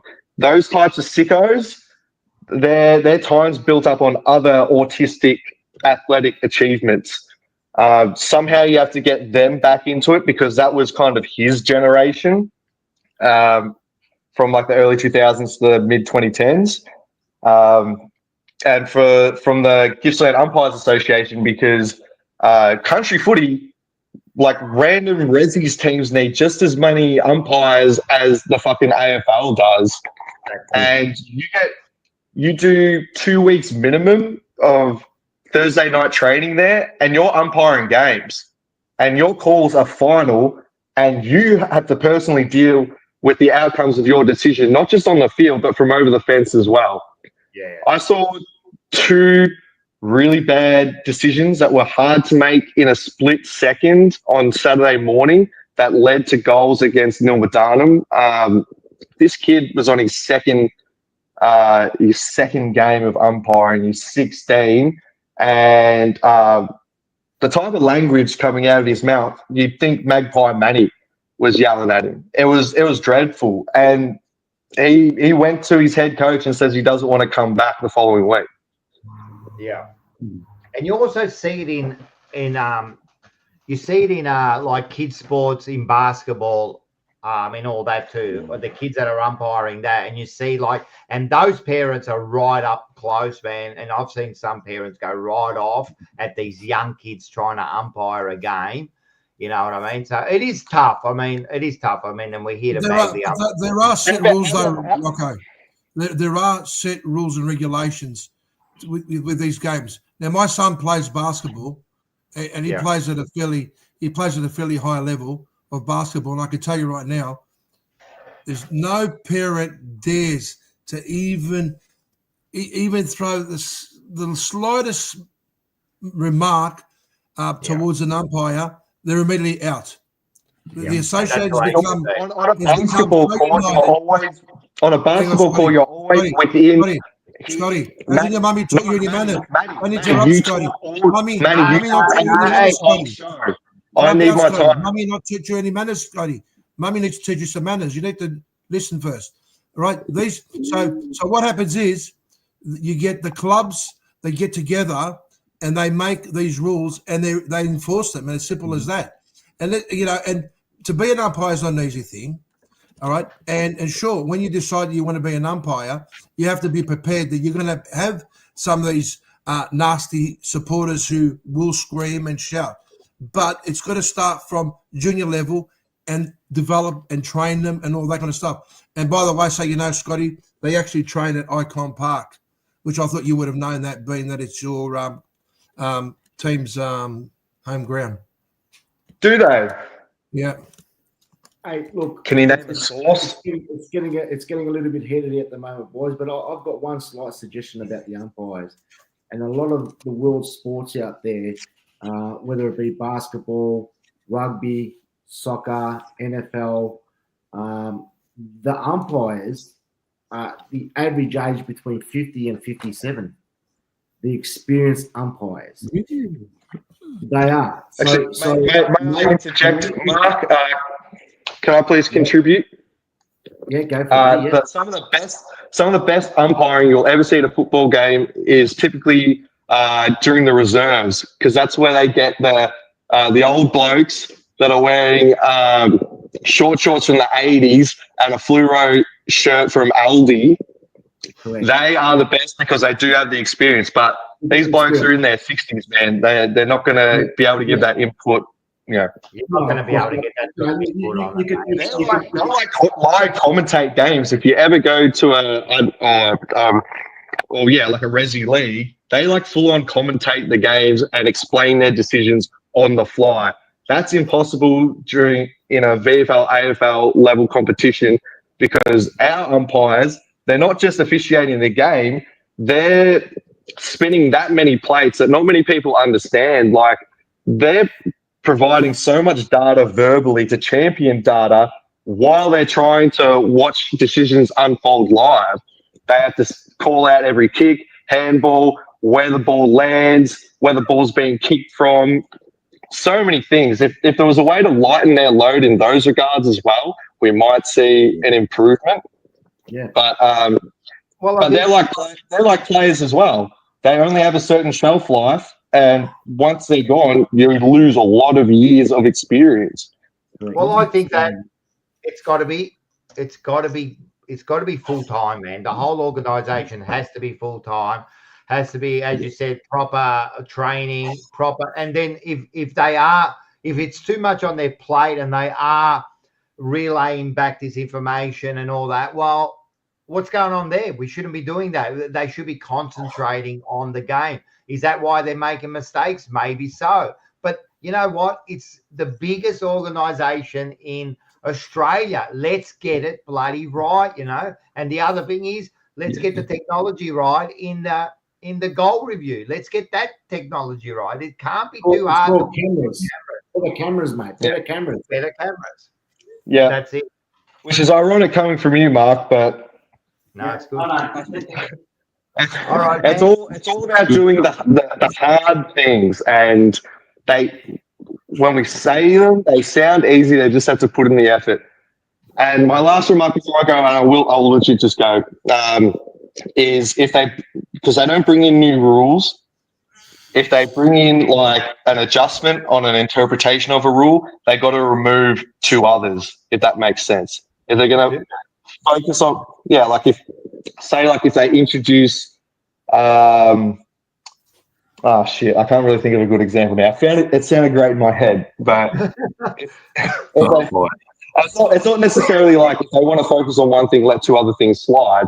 It's like if you want to make the decision-making more complicated on one thing, make 2 other things simpler. Yeah, I get you. Because then it would just be way too much for them. There is a lot. Don't get me wrong. I understand it's tough. And half the time I blame the AFL for the way the rules are interpreted. It's all an indictment on the AFL. I do not have really much of an issue with any umpire at all, except for Nick Foot on Collingwood games. Check his bank account. Fair enough. 100%. All right, I'm going to go, guys. Thank you so much. Love you, Mark. Love you, Liam. Love you, Rocco. Bye. See you, Scotty. Say hello to your mum for me. Scotty. Say hello to your mum for me, Scotty. Oh, boy. Hey, we got Liam. How are you, mate? All Good, right. how are you, Rocco and Rivals? Here he is, a young man. How are you, mate? How's things? Not too bad. Just wanted to start off by saying thank you for the voucher. Yes, we'll be I getting have that out. sent in my. Sorry, I have sent in my email just to let you know. Yep, we're going to send that out to you so you can use it if you go this week. Yep. What's his voucher about, Rocco? He won the $20 voucher last night for one of the comments on our chat last night. So Good on you, Liam. Thank you, Well Matty. done, mate. Comment of the week. I've got a question for you, Rocco. Tell me. There's been some news earlier today that TDK has some sort of he might be not playing on Friday night. Do you reckon he will be playing? In your opinion? What is it? Is the larynx? Is it the larynx? Yeah. Yeah, it's soft, man. That is. When I heard that, I'm thinking this has got to be a joke, man. Seriously, blokes used to. Dermot Brown played with. What about Dipper? He played with a punctured lung, man, and then we're getting someone who can't speak, you know. So, it's. I don't know, man. I just heard it today. I think he'll play. If it's his larynx, let's be serious, man. What are we doing here? Is this just a slow news day? Like your throat hurts? I don't know if that can affect you too much. I'm not sure. You don't think it can, Rocco? Well, fair point. You don't think it can? I don't know. They don't really need to talk. I mean, you're not talking about a player who's jogging around and the position he plays in. If he's going for the ball and accidentally the other player hits him in the affected area, it could cause a lot more damage than what it would cause. So you think it's? I mean, look. I know that you're a retired practitioner, so you probably know a bit more than me. But I'm just. Well, you're the one that sounds it to me. It just sounds like if at the end of the day, if you've got seriously, if you've got a sore throat or whatever it is, I don't know what it is, but is this what we're stopping? These days we're stopping for everything now. Yeah, but they reckon that it could be Could be his vocal cords. They could be seriously damaged. It could be the cartilaginous, which is in the throat, that causes could cause further problems. So and the heavy breathing, and all you need is for some player to hit him in the region. It could be a lot worse. So anyway, I hope he doesn't play, and I hope Sydney beat you guys. But I don't want you to dislike me there, Liam. I'm just a Collingwood supporter, and I've got to be true to my team. That's all. Yeah. What you've been saying about Carlton lately hasn't been very good. So it's going to come back at you. So I think that you guys will lose it a bit at the end, and I hope everything goes wrong for you guys.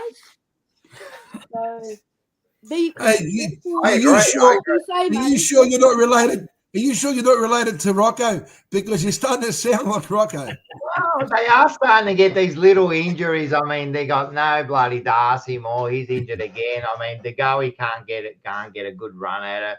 You know what I mean? So it's a long season. We'll see how it goes, man. We've seen plenty of times our teams start well, really, really well. I mean, Essendon, you're well, what are you? Using experience of that, starting well at the start of the year and then falling off at the end of the year.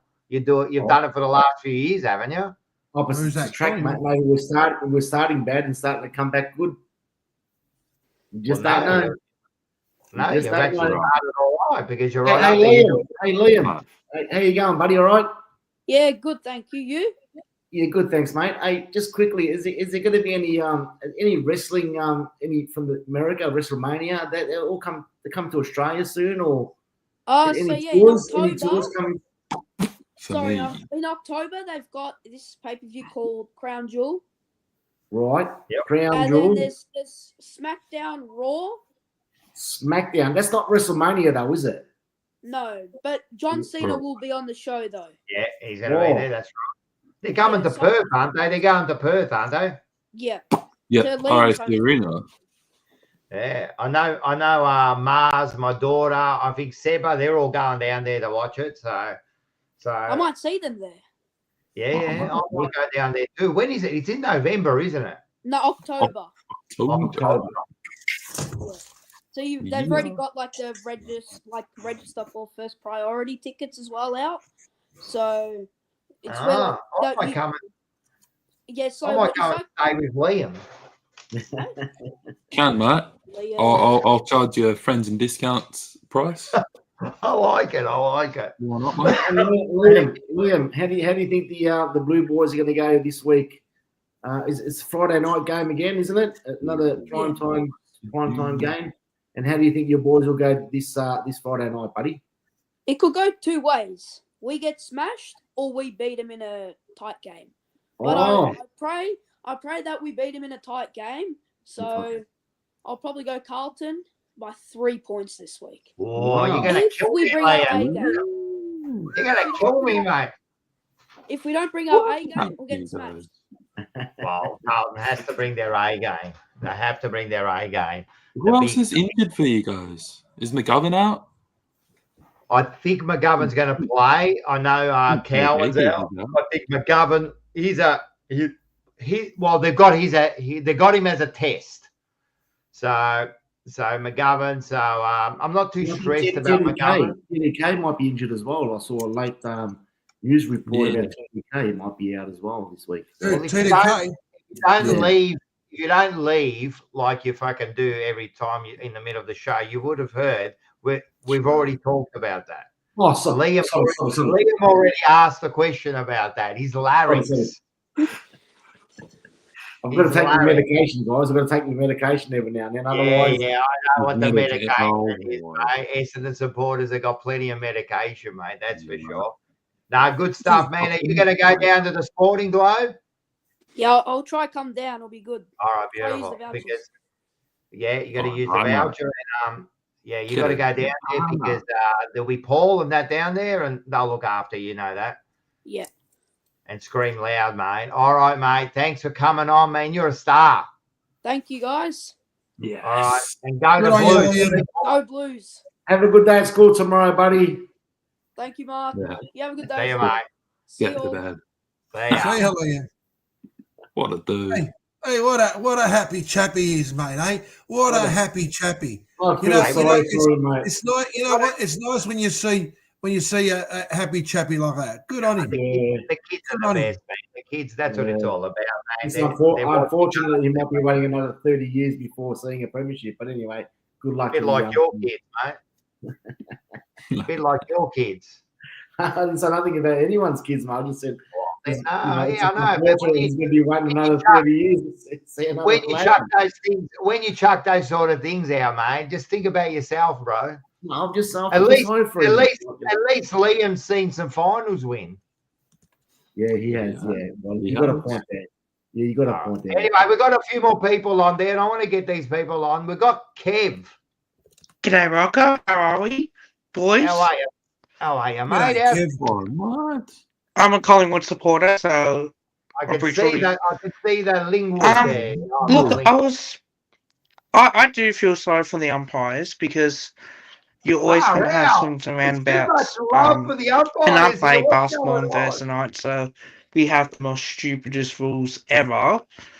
But what about what are your thoughts on like opening round and that? Do you think that we should keep it in Queensland and New South Wales, or do you guys think that let's have it round one, Richmond versus Carlton, and have like Brisbane, Sydney at the Gabba for round one instead of trying to have like 4 games on and all the rest have a bye? What are your thoughts?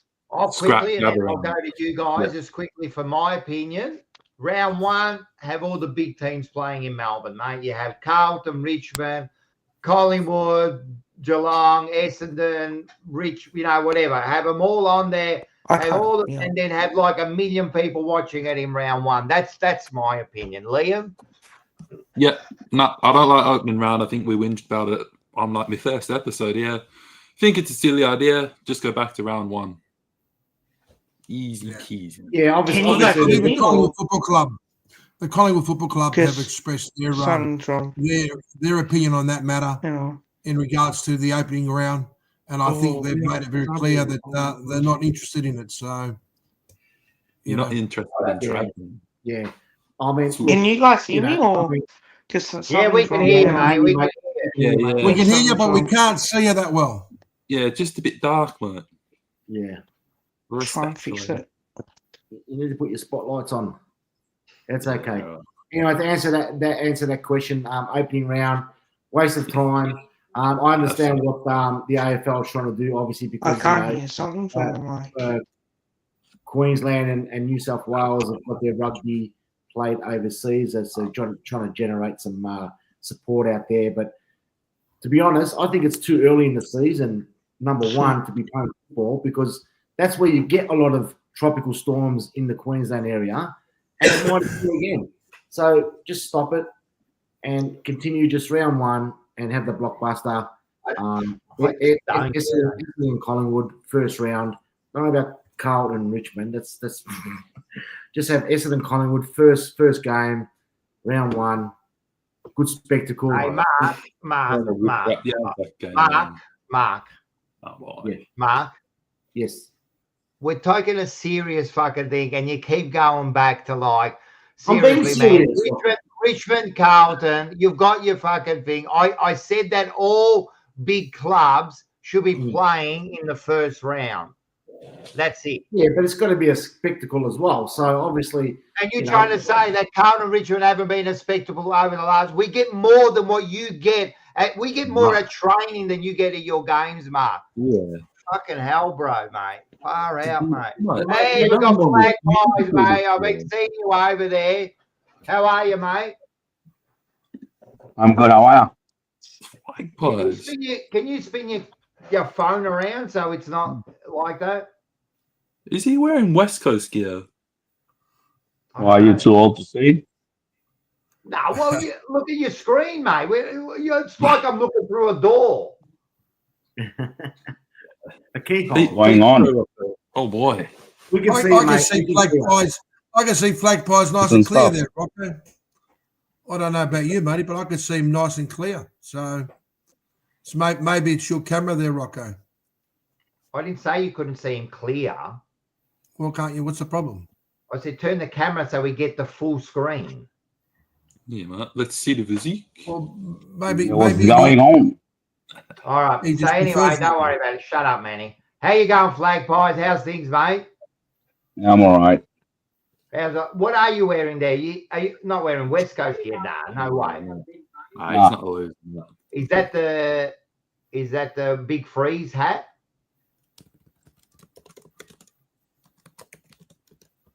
What is going on? Do you hear me? Yeah, I can hear you. How you going? He's freezing up. While he's freezing there, I'm just gonna lone wolf $5. Mark, your mob doesn't You hear me? always fill up marble. What selections are the bottom? All right, that's true. Man. You talk about other things, you can't even feel. So So, what's going on? all right, you're there. You're back. You're back. How are you, mate? What's on your I'm mind? good. You keep freezing. Oh, he's watching us live. There you go. Oh, he's watching us on the big screen. Hey, Oh. hey, Flag Pies, what did you think about the umpiring and the way Lockie was knocked out? Don't get me started about the umpires. I don't know why they are even there. Well, we've got to have them, mate. You know, you've got to have umpires. You can't have no umpires, but they've definitely. I know, got to do but a better. yeah, in a professional level, we can't have that shit happening. So what's it like? I always say they got to be full time. You agree? Because they're part time. That's the problem, mate. It's you're getting part timers to do a full time job. It's ridiculous. But they're getting paid, right? They definitely get paid. And I look, as far as I know, if you umpire all year and then you umpire finals and a grand final, you can make as much as $130,000. I think I'm correct in saying that. So I'm assuming if you don't play finals, you're probably around about that 90, 100 grand mark for a part-time. So the money's not the issue. It's the time you spend making sure you get your trade up to a certain level. Yeah. Yeah. Right. So we don't want to be seeing that, you know what I mean? So, and I mean, they say it themselves. I mean, like Scotty was saying it himself, man, they got so much on their plate. Do we need to release that a bit so they can concentrate more just on the game? Yeah. Well, Yeah. let me ask this question. How is it that the AFL being the AFL and it's the most watched, the most played game and most followed and it's got its history, etc. But yet you'd think that by now they would have had an institution, you know, an academy where they've got, you know, umpires and, you know, as Scotty pointed out before, and all that development. But yet, you know, we in that department, we look like second rates. We look like second-rate citizens. It's the problem. It's the whole industry. It's a billion. It's not $1 million industry. It's $1 billion industry, right? Pay the umpires what they deserve, mate, and make them full time. Because as much as you think that, but they don't need to be full time, I think they do. Yeah, I think they do, man. If you're there every day training, that's like saying, you know, let's have part-time players now. Just come on Tuesday and Thursday and then rock up on a Saturday to play a game. We've moved on from that, haven't we? Yeah. Yep. What do you reckon, Flag Pies? Yeah. Because if they have like full time, at least they'll be more committed in doing what they want to do and committed 100%. in doing the right thing. But the thing is, because at the end of the day, they're still paying. If people pay you to do a thing, you still have to give you 100%. And I think they do. I just don't think that the AFL and that give them the right tools and the right time and the right training facilities to be the best they possibly can. Because seriously, if you're working like a lot of them are like teachers or a lawyer. There's a Yeah. lot like teachers, you know. So you go to school all day dealing with all these teenagers, right? And then you got to go after school to go and do some training, right? Then you got to go home, mark some papers, right? Then go back to thing, then go training, and then you got to go fly to Sydney to go and umpire a game. Yeah, but yeah, Rocco, you had players that 25 years ago would play the game at the top level, but they had a job, they had a second job because they had to make the ends meet. They had to, they had to feed their families. That was then. That's when teams had 20,000 members and they were generating $100,000 for the year. Clubs are generating $50 million. The club is generating $1.5 billion for their when they do their bloody thing for TV and that the TV rights and that. They got the money. You can't say now that 50 years ago people used to work and then it's a different game now. Can you imagine players working during the day? Concreters and then come in the bloody doing it. Come on, man. Seriously, the whole organization is professional. That's the only part of it that's fucking part time. And that's the most important thing about football, mate. Umpiring decisions. Umpiring decisions can cost games, big games, finals. And like you're saying, they've got to get it right. They've got to get it full time. They've got to get them professional because it's going to cost a team a final or a grand final or a flag. 100%. So 100%. And that's why it should be. And that's why also the technology. Like I can't understand the cameras on the bloody, like that one against which one was it where he said he touched? Oh, the Geelong one again. All right, flag pies. What do you think about that decision against Geelong when he calls it touched and they haven't got a camera to bloody see it properly? Like the cameras at 7-Eleven, they catch the criminals taking the fucking chocolates out of the thing are better than the ones there. True. Like, come on, bro.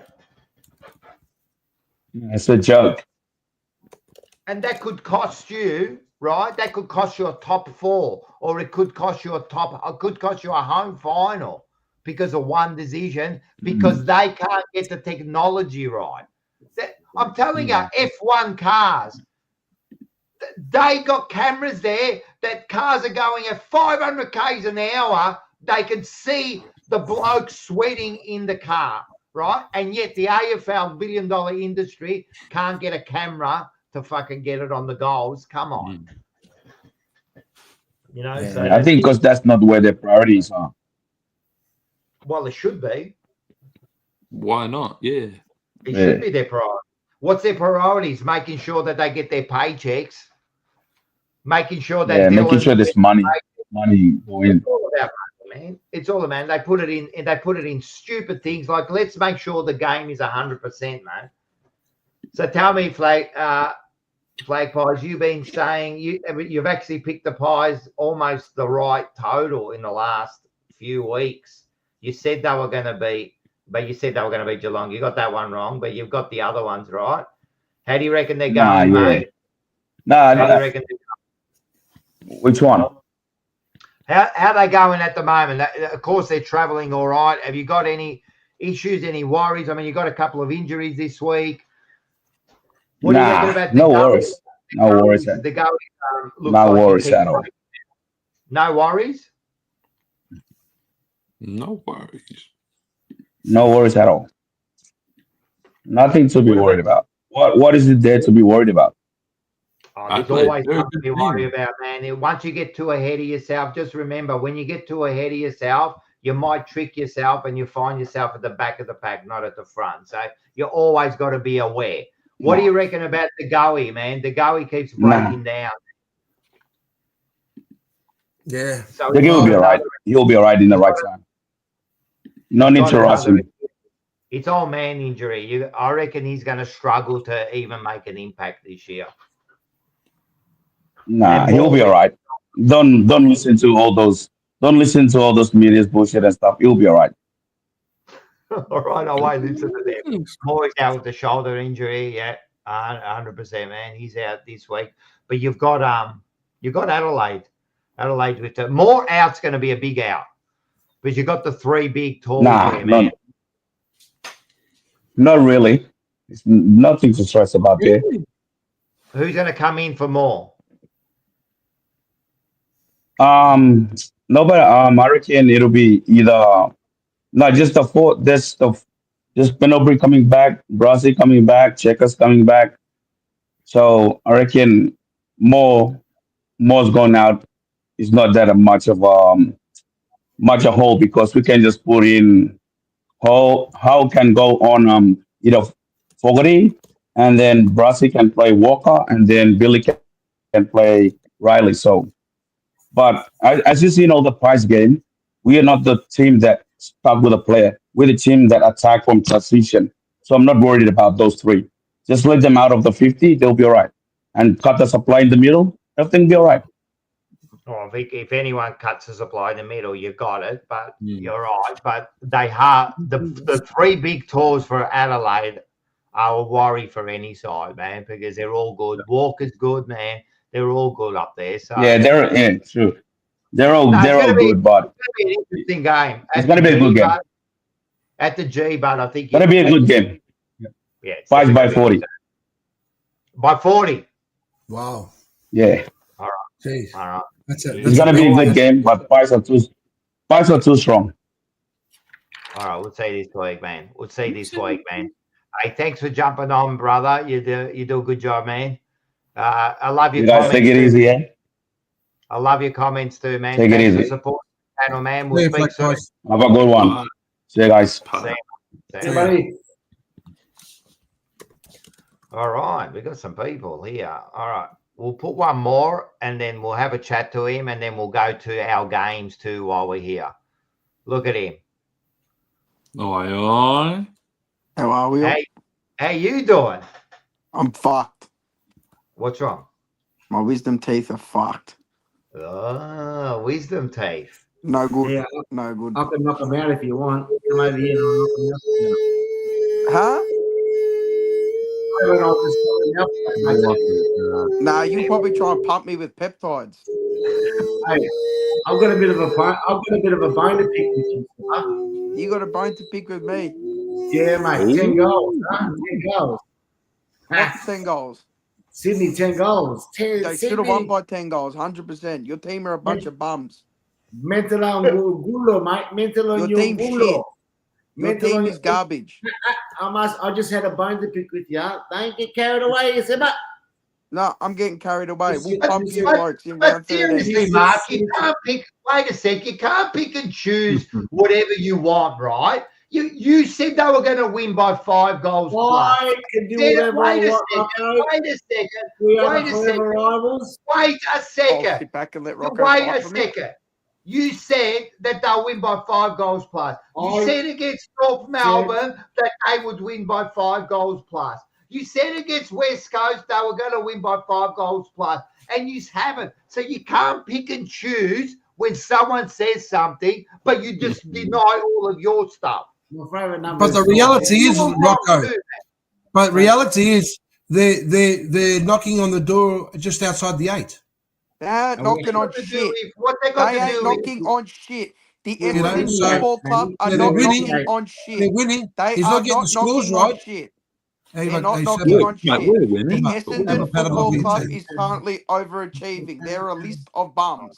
When you're only score, when you're 40 points up and your only score in the last quarter is a rush behind, if you're happy with that, that's fine, bro. That's fine. If you're happy. limping over the line. I'm pretty happy. Well, you know, Rocco, to be fair, Hey, Seba. to be fair, nothing the personal, Bombers mate. at the Bombers have got a lot of injuries. I don't want to speak to you, Manny, about the Bombers. I want to speak to Mark. Seba, it wasn't personal, mate. I just want to. No, it's not personal. I had a bone Nothing's to ever pick with you, personal. mate. I I'm know. not having a go at you. But you did say that. I'm not having a go at your team. It's not personal. I never get personal. So I just said that you said Sydney by 10 goals, and I think that was a little bit out of character. And look, it could have happened, but I thought it, just. I give it mean, up in to the be show fair, I tonight. did tip Essendon. Well, no one else tipped Essendon, did they? I tipped Essendon on my sports bet. There you go. I went So then 8 now for you're 9. trying to stir me up now, mate. See, there you're trying to stir me up, brother. Hey, you know who else tipped Essendon? My brother tipped Essendon confidently too. Oh, you're kidding me. So, yeah, I swear to God, he tipped Essendon. I swear to God. That. I don't boy. think. Look, That's personally, Mark, That's you boy. guys are limping to the I finish didn't even every want that. game. I wanted this one up. You know what? We've got a bit of depth there, Seba. We've got some depth there, mate, and that's carrying us at Yeah, the moment. but there's lucky only we've got it. Lucky we've got I it, think mate. there's only so long it can hold up Yeah, with that's just fine, mate. purely Look, because of the injuries you got. That's okay, mate. I'm happy to accept that, Seba, mate. Look, at the end of the day, we're winning, and I'm happy, mate. Why can't you cherish when you win? Why do you have to keep on bragging? I'm not having a go at you for it. Fair That's enough. 5 wins, mate. It's 5 wins. But again, Mark, see, you now cry and sook about your wins, right? But just 10 minutes ago, you're bagging Carlton for playing St Kilda on a Friday night. So you're trying to rain on our parade, but that's fine. Every time we talk about something, you'll come on and you'll try to rain on Carlton's parade. You always do it, right? But as soon as we talk about your team and we be realistic about it and say, milk, kids. oh, you got injuries, you can't go around only having a rush behind, you start getting all defensive. You can't rain on other people's parade, and as soon as it rains on your parade, you cry. What I was saying that when I was on Friday night, I felt such a hypocrite, I was being honest. Regardless if so Mark, were we.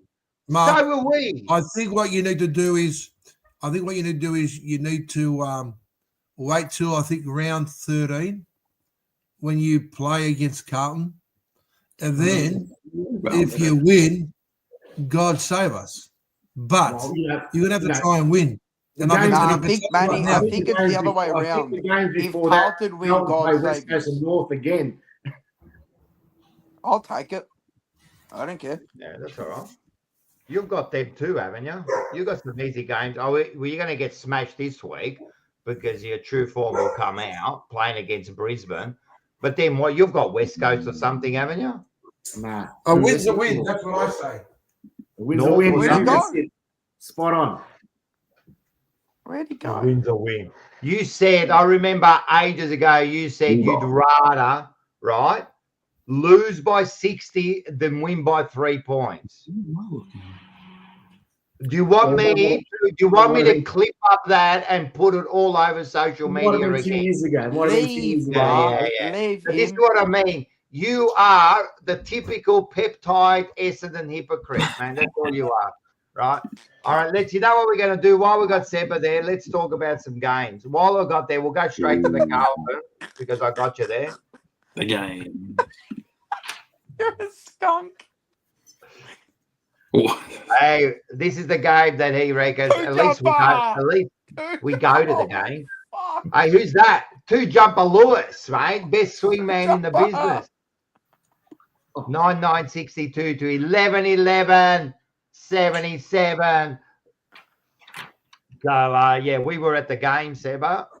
It was an interesting game. It was the first half was pretty good. I think they knuckled down in that second half. As we said, even Lyon said that he probably done the wrong tactic and he tried to like close down the game and he just fell into our hands, you can't do that against us. Because we had at one stage, I think we only had 2 rotations. I mean, we had like 3 injuries at one stage at straight up, so then I think the comeback in that last quarter, I said this last night, was a gutsy win, man. It was a gutsy win with injuries.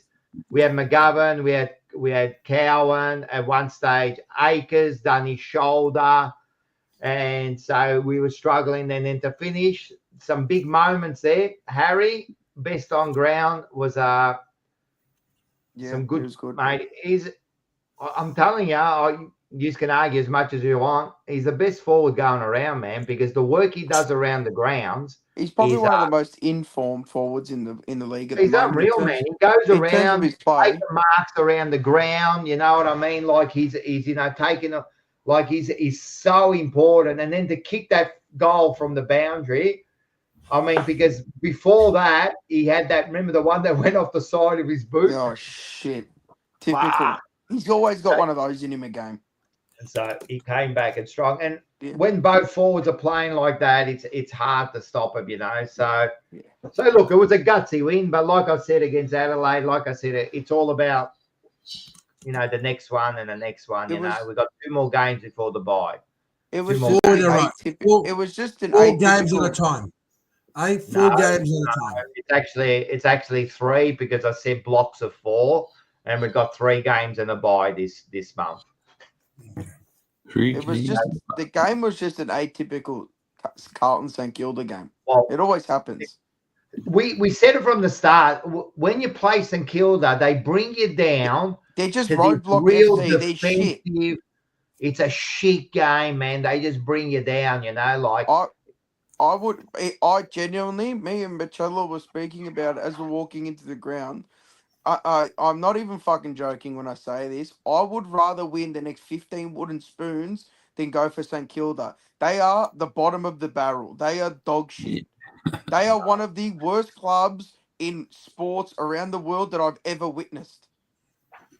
We did have a St They're Kilda garbage. supporter before. They're garbage. What do St Kilda bring to the AFL? Like seriously, what do they bring to the AFL apart from their dead shit supporters that scream knock knock? Who's there? What do they bring? I'm telling you, have you? And I want to pose it to the chat. Now I've got it up here, and I'm looking at the chat. I want to pose the question to the chat. If you can give me 3 legitimate things that St Kilda bring as a positive to the AFL, I implore you to tell me, because they don't bring fuck all. They're garbage. They're garbage. I'd rather go for Gold Coast. They are, and their supporters are a weird bunch, man. Yeah, their supporters are bottom of the barrel as well. We've got a St Kilda supporter in front of us.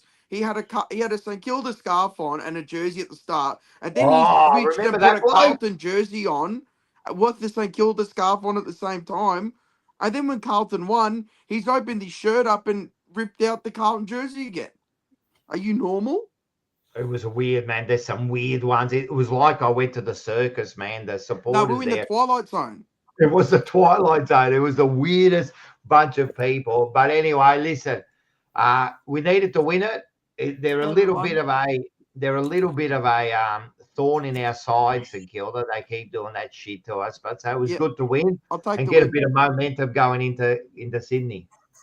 Yeah, that's it. Big important game this weekend. So I forgot to put this up before, but Peter Bluebagger, he set up some stuff for us. So we were all winners this week, weren't we? We were, Mark. For us, man. We got all the winners. Look at this. Look at this. Carlton's gritty win over St Kilda, the Spud game.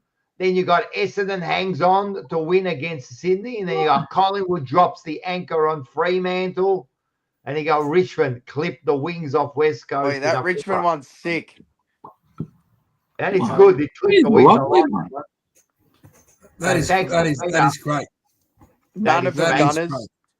Gunners, I'd rather support neither Tottenham or St Kilda. Give me a bullet. Oh, cop that. Thank you. Yeah, well, the only thing they did bring in Plugger Lockett. He was probably the best thing there. They had some, they had in the 80s and 90s, mate, they had some good players there. Lockett, Lowe, Good on them. What did they do with them? Nothing. Thank you. I rest my case. No. Yeah, but back in those days, it was all about the clubs that had the money. The clubs that had the money were successful. You had the greatest full forward of all time on your team, and you still couldn't do anything. And what about when they had Revolt and all that? They made 2 grand. Revolt, Milne, Sam Gwilt. They used to have. They've had some. They've had some good players, but they've had some good players, mate. They've had some good players, but yeah, anyway, being a St Kilda supporter, it's. And then you get Ross Lyon there, who absolutely makes the game so fucking slow and defensive. Like It's he just boring. puts numbers behind. It's a real frustrating game just to get around it. You know what I mean? Yeah, it's garbage. anyway- It's just garbage. Anyway, let's get to Wait. another game. Here you go. This was on the Thursday night. 12-11-83 to 15-7-97. Yeah, Manny, you were there. Well, you were there in spirit. I was there. I was there in spirit, Rocco. It goes to show you that you can lose in the disposals, you can lose in your inside 50s, and yet win the game. And I think it just comes down to the fact that our kicking was better, and we took advantage of that. And it's one of those games that you take the win, because it's not an easy thing to do to fly to Perth and to play a game against a team that was going to do. You knew they were going to play a lot better, because the week before that, when they played against St Kilda, it was a pretty average performance by them. So, but I keep saying that. I mean, you rarely see a team have almost double inside 50s and lose a game. You know what I mean? Like this, It's almost Fremantle lost that game, man. The only other team that can do that is Carlton. It goes to show you. It goes to show you. No. You know what? It reminded me of 2023 when we played against Melbourne in the prelim.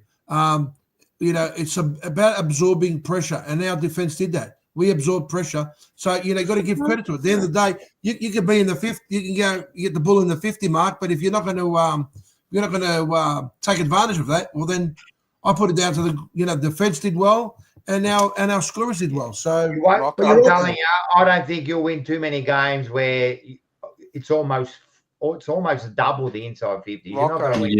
You know who's done that before? Genuinely, I think we have done that before multiple times. Carlton had double inside 50s and still lost. Yeah. I swear to God. I think I've seen it before. It's on your own boot there. I mean, they had plenty of opportunities right at the end, and they just couldn't capitalize. Do you know who was huge? I probably woke up at 3 half-time-ish, and when I turned it on in the third quarter, I was just watching Darcy Cameron fly back with the flight, take marks off half-back. Genuinely, that bloke's a star. He's a gun. Yeah. Great. He's a great. He's a I great hate to say it all No, credit. I hate to say it, but he's a great ruckman. They did rest. They also rested, and I said we were saying this last week. I think Mark, you were saying, "Oh, how can they rest him and that?" And I said, "It's a plan at the start of the year. They've already got it. They know who they're going to rest, and they're not going to deviate from the plan. You know what I mean? And they rested those players, and they went over there, and they still won. So." All credit. You know what? Fremantle are a fucking basket case too, but really. They're another St Kilda. They're another shit side. Fremantle. St Kilda. So, any last words on your game there, Manny? It is your game.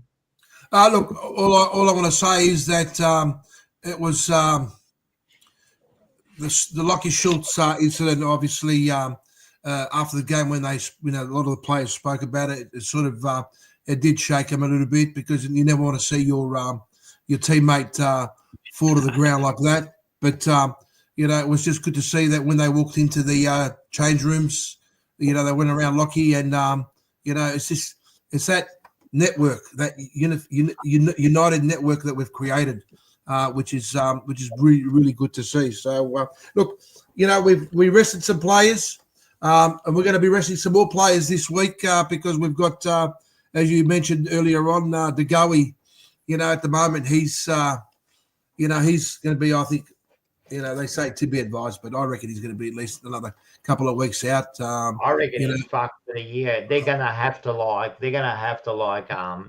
manage him all year now, because he's got that Achilles or whatever he's got, man. That's going to go all year. They should. They got to do like what was it Geelong? What they did with was it Dangerfield the year before, or a couple of years ago, where just let him rest for like most of the Let year. him Then rest. when you need him, Yeah. just Yeah. then Yeah. he'll be right. And You know and Jamie Elliott, he's a little superstar. Probably He's a little probably superstar. one of the most informed players in the league right now. That's Absolutely brilliant. Absolutely brilliant at the moment. You know, Did Bobby you see Hill, that? absolutely Bandana brilliant. has Dacos ranked 10th worst kick in the comp. Oh boy. That's a fucking Sorry, what was danger. that? What was that, Rocco? Champion Data has Dacos ranked 10 worst kick in the comp. Which fool put that on? Oh, I'm not surprised. It's I Champion think it's time for Data. you to, it's time for you to go and have your milk, your hot chocolate, and go to bed. Stating Scotty. I was drinking my stating milk what too. Champion Data's got up there. Why are you fucking picking on him? He's just telling you what's that. Don't get Well, offended. yeah. Well, yeah. Oi, Manny, I got What a do you- question. Where do they get the information from? I've got no idea. Champion Manny, fucking Data, you bloody wank. Right. oi, Okay. Remalaka. Yeah. And who It's puts where the you get information all in your- Champion? You know the Who stats puts that the you look at. information? You know Hey, the banana. stats that you look at. Hey, listen. You know the You look- stats you- that you look You at. look like a banana with a moustache. You know Let the me ask you a stats that question. you look at. Answer the Who- question. You know the stats that you look at, right? Where do you Yeah. think they come from? Champion. Champion. By Well, champion must- data. So you can't Yeah. pick and choose the stats that you like, Manny's- and then the Manny's ones you brain's don't buffering like, you right go, now. oh, Yeah. they're just ridiculous. Well, I What's just find it wrong hard with because you? his kicking is brilliant. He knows where to plant the ball. To me, he's a superstar in the making. Anyway, what were you going to say, Seba? It's interesting. I've got a question for you. You mentioned milk before, but do you drink milk on its own? Ooh, that's interesting. I probably used to as a kid, but unless there's coffee in it, mate, no. Wait, No. I don't have milk. I don't have Alcohol. milk. wait. And let me tell you a story, and I'll tell our viewers We out haven't there. got all night. We've one of your Rocco ridiculous and I- clown stories. Rocco and I No, have gone. we'll tell it at the end of the night, the coffee story. Tell it at the end of the night. Everyone, right? Everyone, all right, that can be Manny's end to the. You can tell us the time we went to go and get a coffee and an Indian made me a coffee. You want to tell me that story there? The milk story. The milk story. 11-5-71. And you are so lucky that you actually kicked straight, but 9-15-63. One rush behind in the last quarter. 7 50-meter penalties, but it's your game, mate. How did you see it? Now I saw it. Well, there was obviously 44,000 supporters at the game, full capacity at Marvel. It was good to see Pumped up numbers. the old That Bomber was supporters getting in. definitely inflated numbers. If you looked at that crowd, that was inflated, those numbers. 44,000 were at the game, so it's good to see the supporters starting to come back out. Were you at the game, Mark? No, I couldn't make it. I was at my holiday home in Rosebud on the weekend, so I had to do some work out there. But watching the game at the pub that night, I noticed that we played a fantastic first half game of football. This is what I want to see consistently from the Essendon Football Club. That type of football, mate. Fantastic. Efficient going forward. Kicking goals. That's what I love. 40 points up. Now, of course, Sydney, they're a great club, mate. They're always going to come back. And I had my sneaking suspicion that, Sydney were going to come out there and fight back. And they did. But obviously, the efficiency going forward wasn't working, and they were kicking their goals. And the Essendon Football Club held on and won again by a couple of goals. Good to see Nick Martin, this guy here, 38 disposals. He reminds me a little bit of Scott Petterbury when he was younger. Just got time, space to deliver the ball. This guy is going to be an elite footballer. Andy McGrath, 35 on the back line. I reckon that would have been probably his best game in 12 months. Nate Caddy, congratulations. Another nomination for the Rising Star Award this week. Yeah, it is. This Yeah, kid he's is- apparently getting comparisons to Charlie Curnow. Mate, Dude, this couldn't no, even this fucking kid- lace his left boot. This kid is going to be a fucking superstar, Sarah, mate. Don't know about Charlie Curnow, mate. He's on his way out, mate. This guy here, mate, is a cross between Jeremy Cameron and Charlie Curnow, and I'll give you that. All right, I'll give you man. that credit, mate. This kid is going to be a superstar. You can all sit there and laugh and carry on the way you are, but you know it's his second year. He's only 19 years old. The reason I'm laughing is because you have to throw in Curnow's on his way out. Like you Well, the way always got to. Seven We're reacted, talking mate, I didn't about respond. your Anyway, shit, So, drug so addict side. That's what we're talking about. okay, Don't we can think all rage keep going baiting. about that. I'm just He rage actually baiting. gave you a compliment. He gave you a compliment, right? Well, he Because said that's it what was they're gonna be another saying, Charlie Curnow, and you but- still had to do it. You still had to do it. Correct. Well, this is my segment now. Zach Reed. No, it's my He's fucking got here. segment. I decide. He was good. Oi, Don't Zach Reed ever was say good. to me, it's my segment. Yeah, Zach Don't Reed. ever say it. I'm Yeah. telling you now. Don't say it. Zach Reed. Good. He was good. Fantastic to see this young kid now. Injury, you know, he's been injury prone the last 3 or 4 weeks. Fantastic. He's only going to get better and better every week. So we're starting to rely on these younger kids, Archie Roberts and so forth, to come through. It's working. We've got plenty of depth there in the midfield, I believe. But look, I mean, we're probably starting to get used to winning close games, and maybe there's a plan B there to start, you know, teaching these young kids and these players to start saying, we're up, we're in front, the game's close, and maybe they're starting to defend a little bit more than what they used to Marco, a couple of years ago. who was the kid that blew his ACL out? Lewis Hayes. Yeah, he wasn't doing Lewis too bad Hayes. as well. He actually Yes. wasn't doing too bad. Yeah. Number 18, Paul Van Haar's number. I was wrapped to see him play. He's been killing it in the reserves. I reckon as a centre back, he was getting 25, 30 disposals a week. You can't judge that sometimes. We've got a player. And he's waited a while to get his shot. He played your mate. It's been a while. Obviously, we've had some injuries in the back line, Ridley and so forth. But Yeah. Devo, mate, Devo. But we have got another. Again, it comes down to depth. You know, we've lost a couple of ruckmen, Draper and Brian, and you've got Old Gold there coming through to the system, and he's doing what he needs to do. It comes down to depth. So we've lost another backman, but we have got another backman that's a bit more experienced in Jalen Laverde. He come back in the reserves last week. He had 30 disposals in the back line. So that's the beauty about having depth. And that's the key in football these days. If you haven't got it, it's going to hurt you.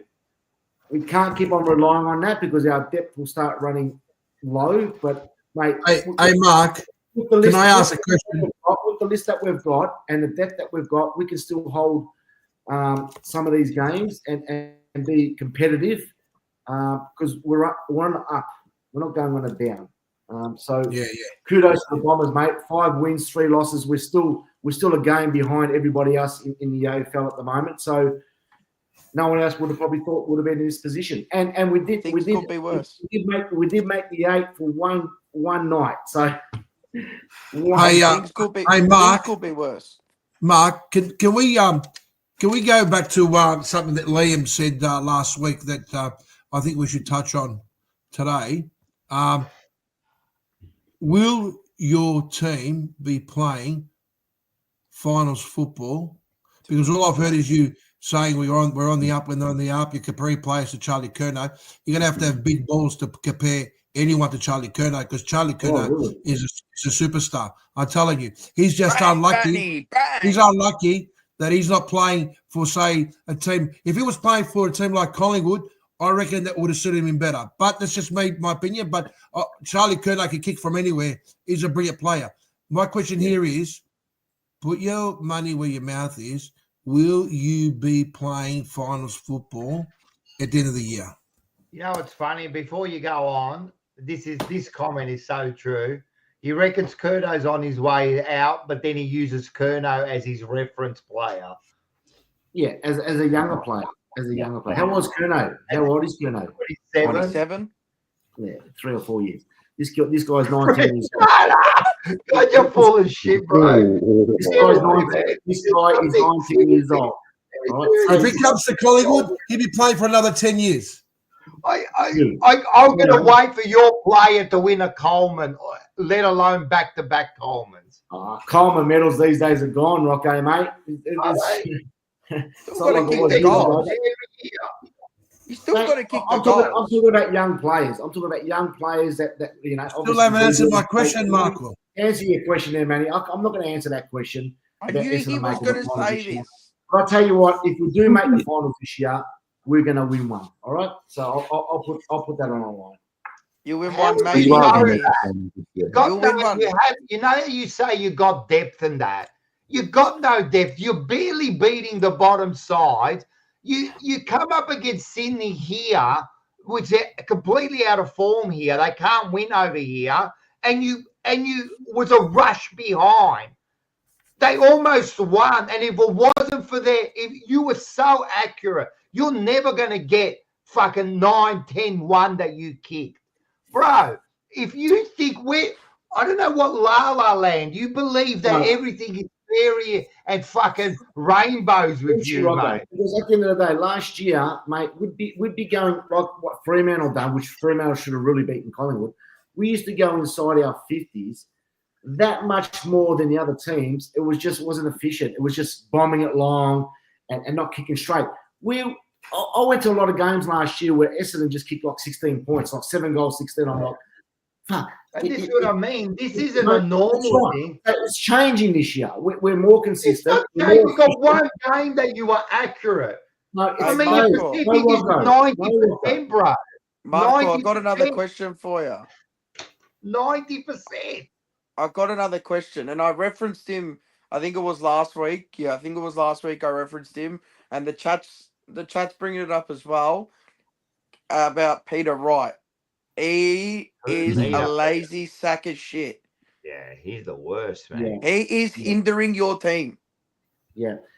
I'll say it every week until he's dropped. He's hindering your team. Yeah. Look, and that's fine. And that's why, obviously, we're recruited. Look, again, I can keep going to the reserves. I don't like talking about reserves players, but there is a player, number 19, Jerem. He's not Jerem. He's number 19.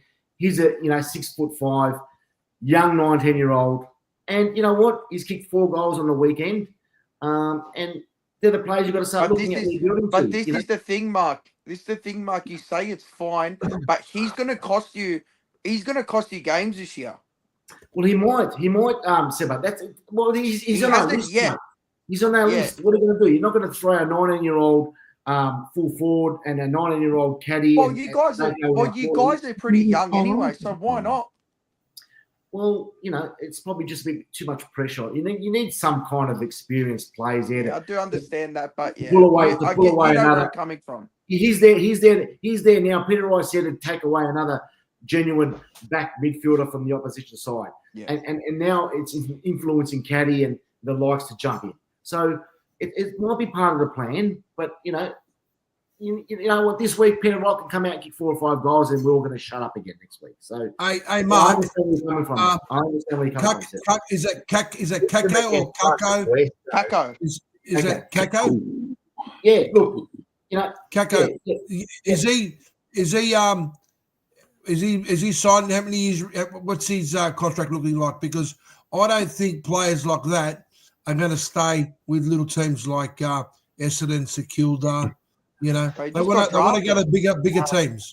Anyway, we'll move on for a sec. People reckon, sorry, that it's buffering. Is the stream okay? Because everything seems to be all right from this end.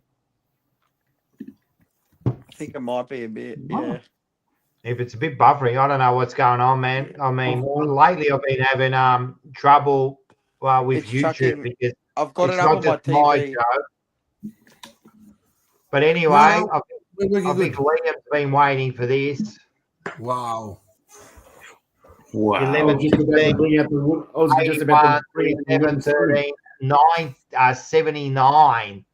And I watched the last quarter of this, and there was a pretty tense last quarter. And yeah, well, tell us about it, Liam. It was it was a tense last quarter. You're right. It was end to end. I think there was 14 lead changes throughout the game, which is absolutely mental. So it was edgy seat stuff for a lot of the game. The first quarter we got out really strong. We did what we needed to do, but then we let them back in. Honestly, like watching it, you can see why we're two of the bottom teams. There was definitely a lot of evident mistakes in our gameplay, but that's okay. The work was there. The effort was there again. We did a lot of good stuff. I think, again, senior players, I got to mention them. I think that was Nathan Broad's best game of the season. I thought Nick Austin was fantastic again. Now I'm back. The two boys in the midfield, Tim Taranto and what's his name, Jacob Hopper, they were beautiful as well. Tom Lynch, I know a few people may have not been too happy with, but I was really happy with how he played. He's doing a fantastic job mentoring those young fellas down there. That was all on show in the game, I think. But yeah, it's really hard to say one because as the score reflects, like it was a really tight contest. Like there was not a lot to split the screens. I meant to get the stats up before, but let's try getting them up now while I'm talking. But yeah, like there wasn't too much. Like I don't really think we got on top of them in the midfield. I don't think we really stopped them too much on the attack. I got the stats here just to double check because I did kind of forget. But like, yeah, it's all pretty even as well. I mean, like 54 to 50 for the inside 50s. But I think what we saw, and that big moment at the end of the game, why we won is what we've seen all year. It's those big effort plays, those 1%ers. That's when we look at our best, when we're working hard, putting in absolutely everything that we can to do. And yeah, that Tom Brown tackle at the end, like play of the season. What a tackle for sure. But like that's the stuff. That's why why you doing that, Manny, man. You're fucking this Liam segment, mate. What am I doing? Fucking hammer him, Liam. What am I doing? Who's playing the music? I've got no idea, mate. What are you having to go at me for? Yeah, look at him. He's smiling. I didn't even know. All right, keep going, Liam.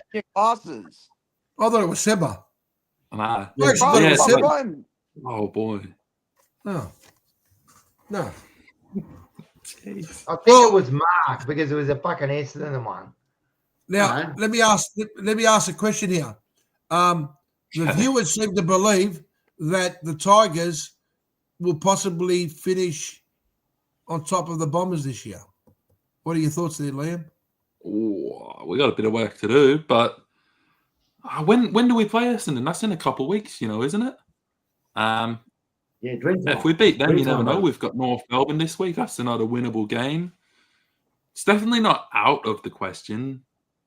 Like I'm surprised how well we're doing. I mean, it's weird. Like we're 9 rounds in. I think we're on the same wins as Sydney, which I definitely didn't pick. I thought Sydney would be back up in the top 8, but you beat Carlton as well, aren't they? So, but at the moment, like, if we go out and win next week, we get up to 4 wins for the season. Like that's 4 more than some people were tipping for us, So, I can't do nothing about the buffering. It's got nothing to do with me, man. Like it's got nothing to do on this end. Everything's going. So, buffering's happening on Blue Abroad also. So I'm telling you, in recent weeks, YouTube and that have been fucking shit house, mate. There's been a lot of issues going on. So yeah, it's been an issue. Mars said this on the show 2 weeks ago. It's a YouTube issue.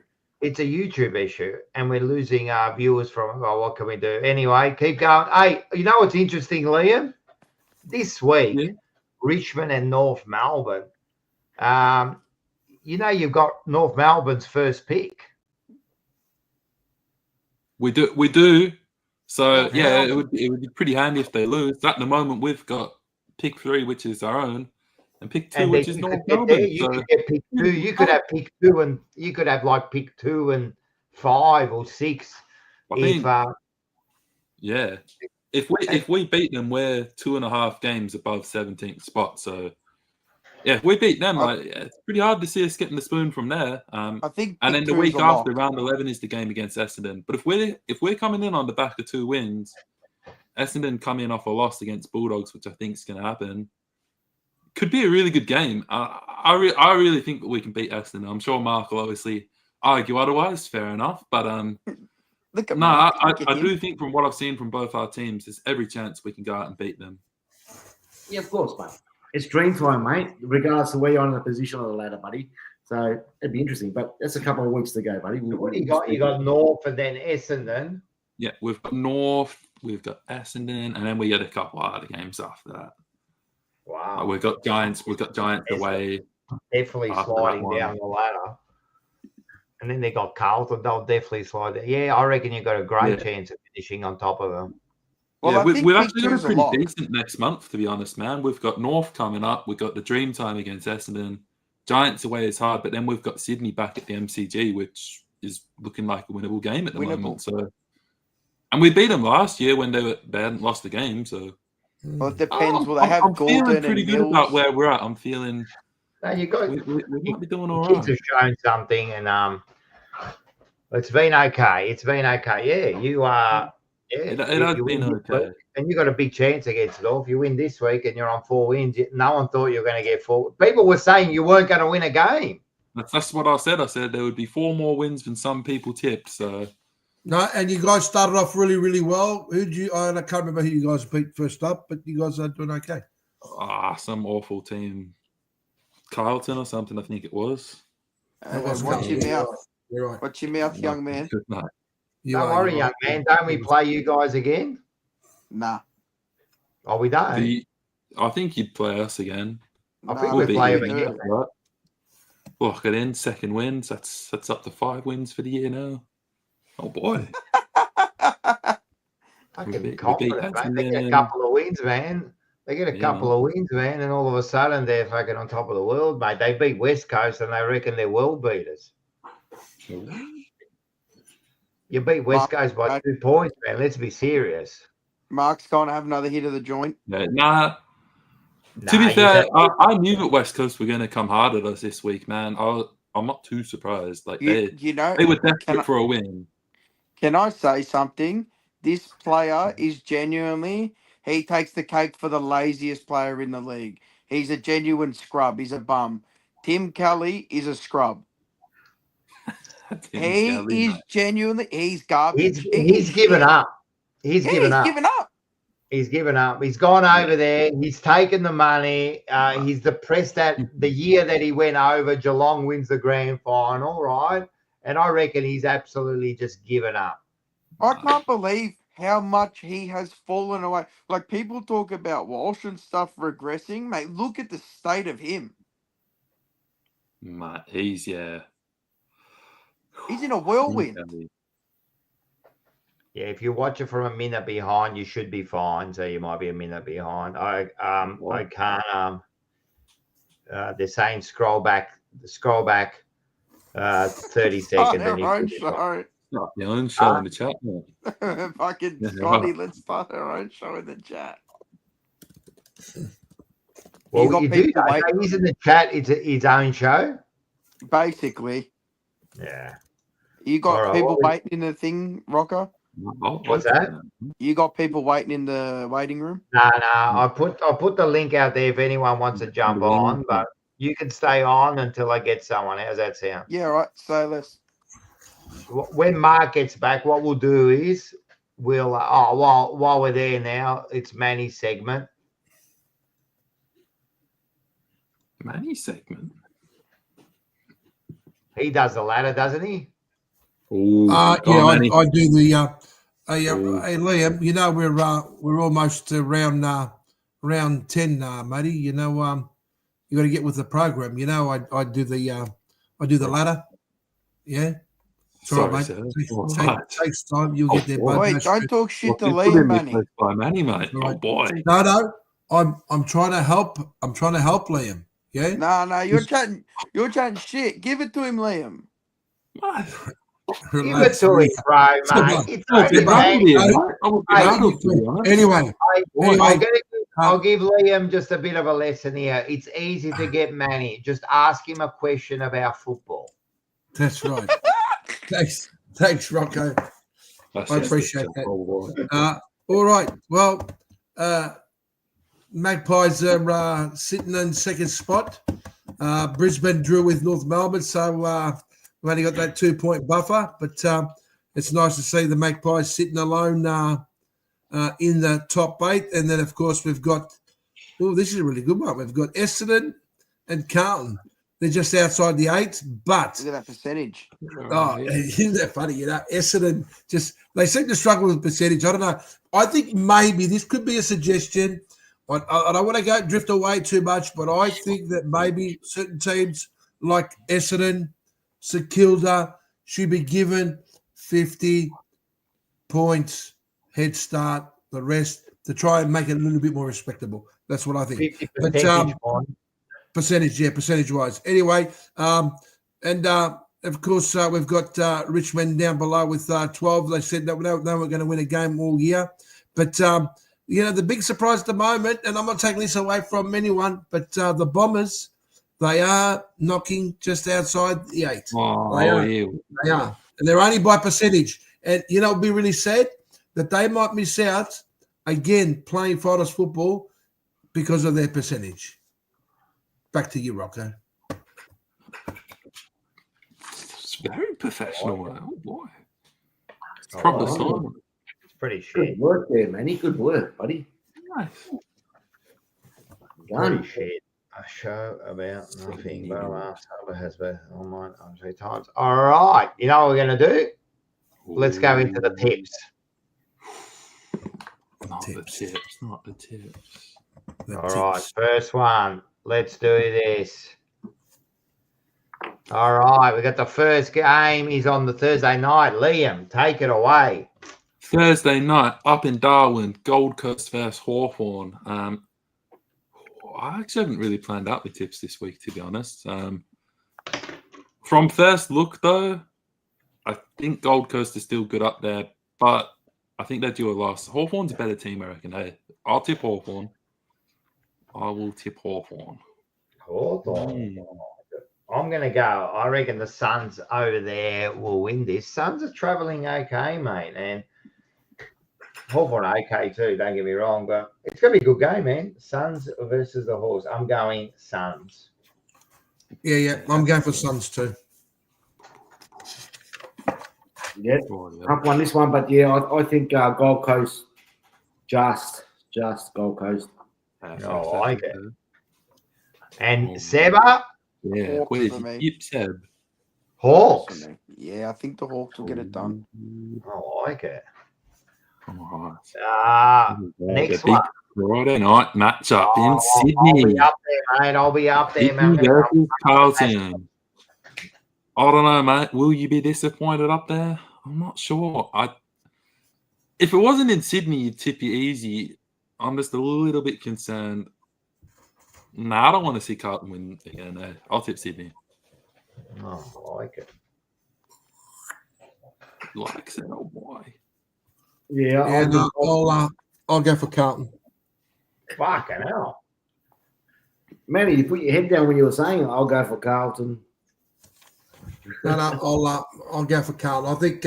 I think Sydney at the moment, considering they played last year's grand final, this year with the new coach and all that, I think there's a lot of issues at the moment. So, yeah. No, you've got a good point there, Manny, mate. But I think Sydney got a bit more pride, mate. That they will bounce back this week, being at the Sydney Cricket Ground. So I think Sydney Swans by 5 goals. Ooh. That's your go-to. That's all you know, and you never get it right. Yeah, Carlton by 10 goals. Yeah, Carlton will win this. Carlton by 10 goals. Oh, Simmer. I love you, mate. Yeah, I love you, mate.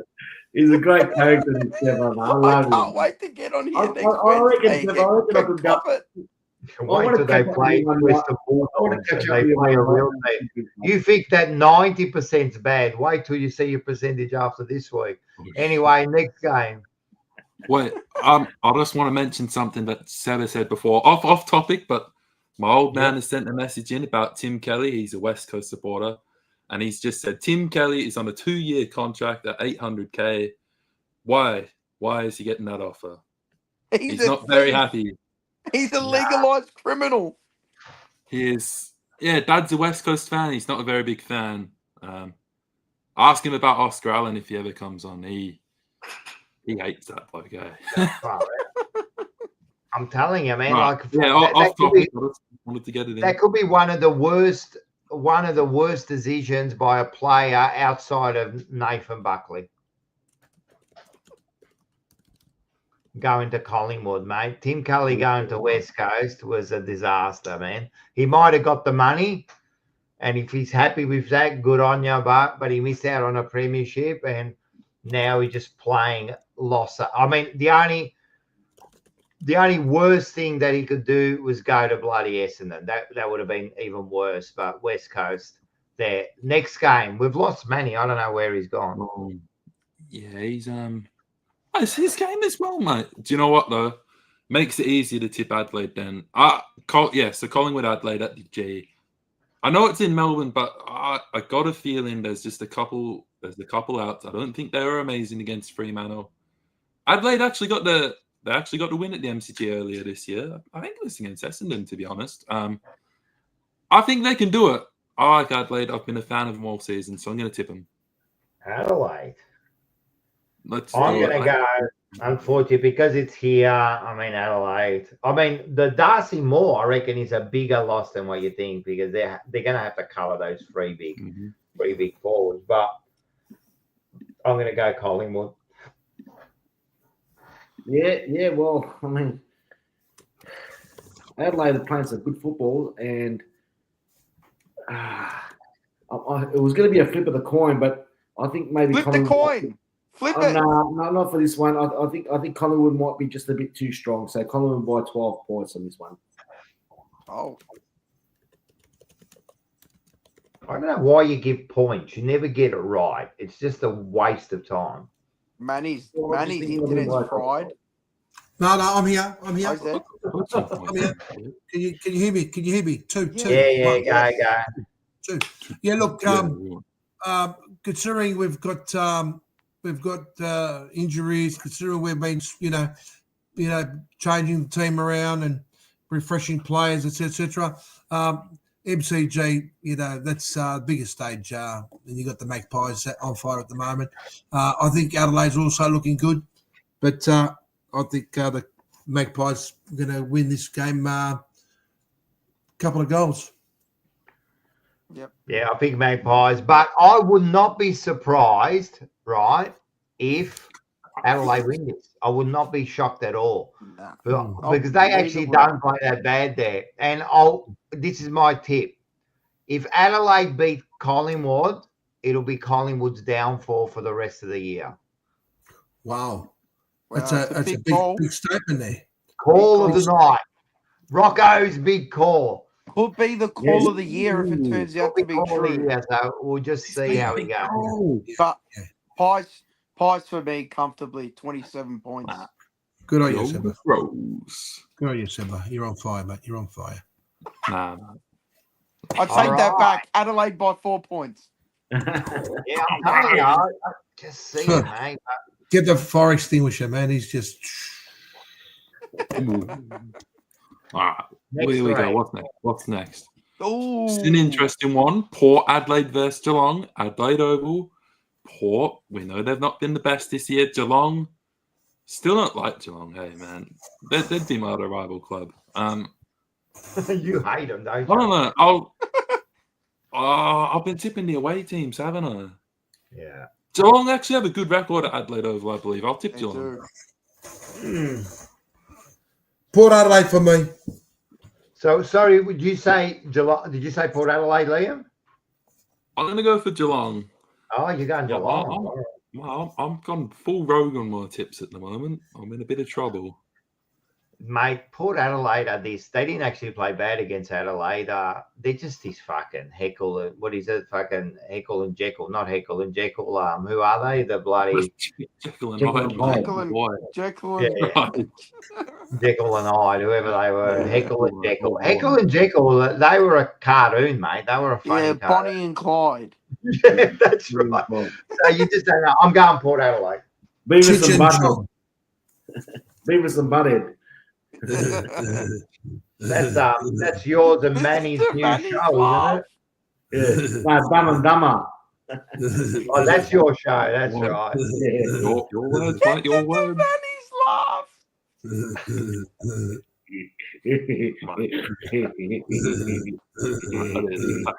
Oh, this sounds fucked up now.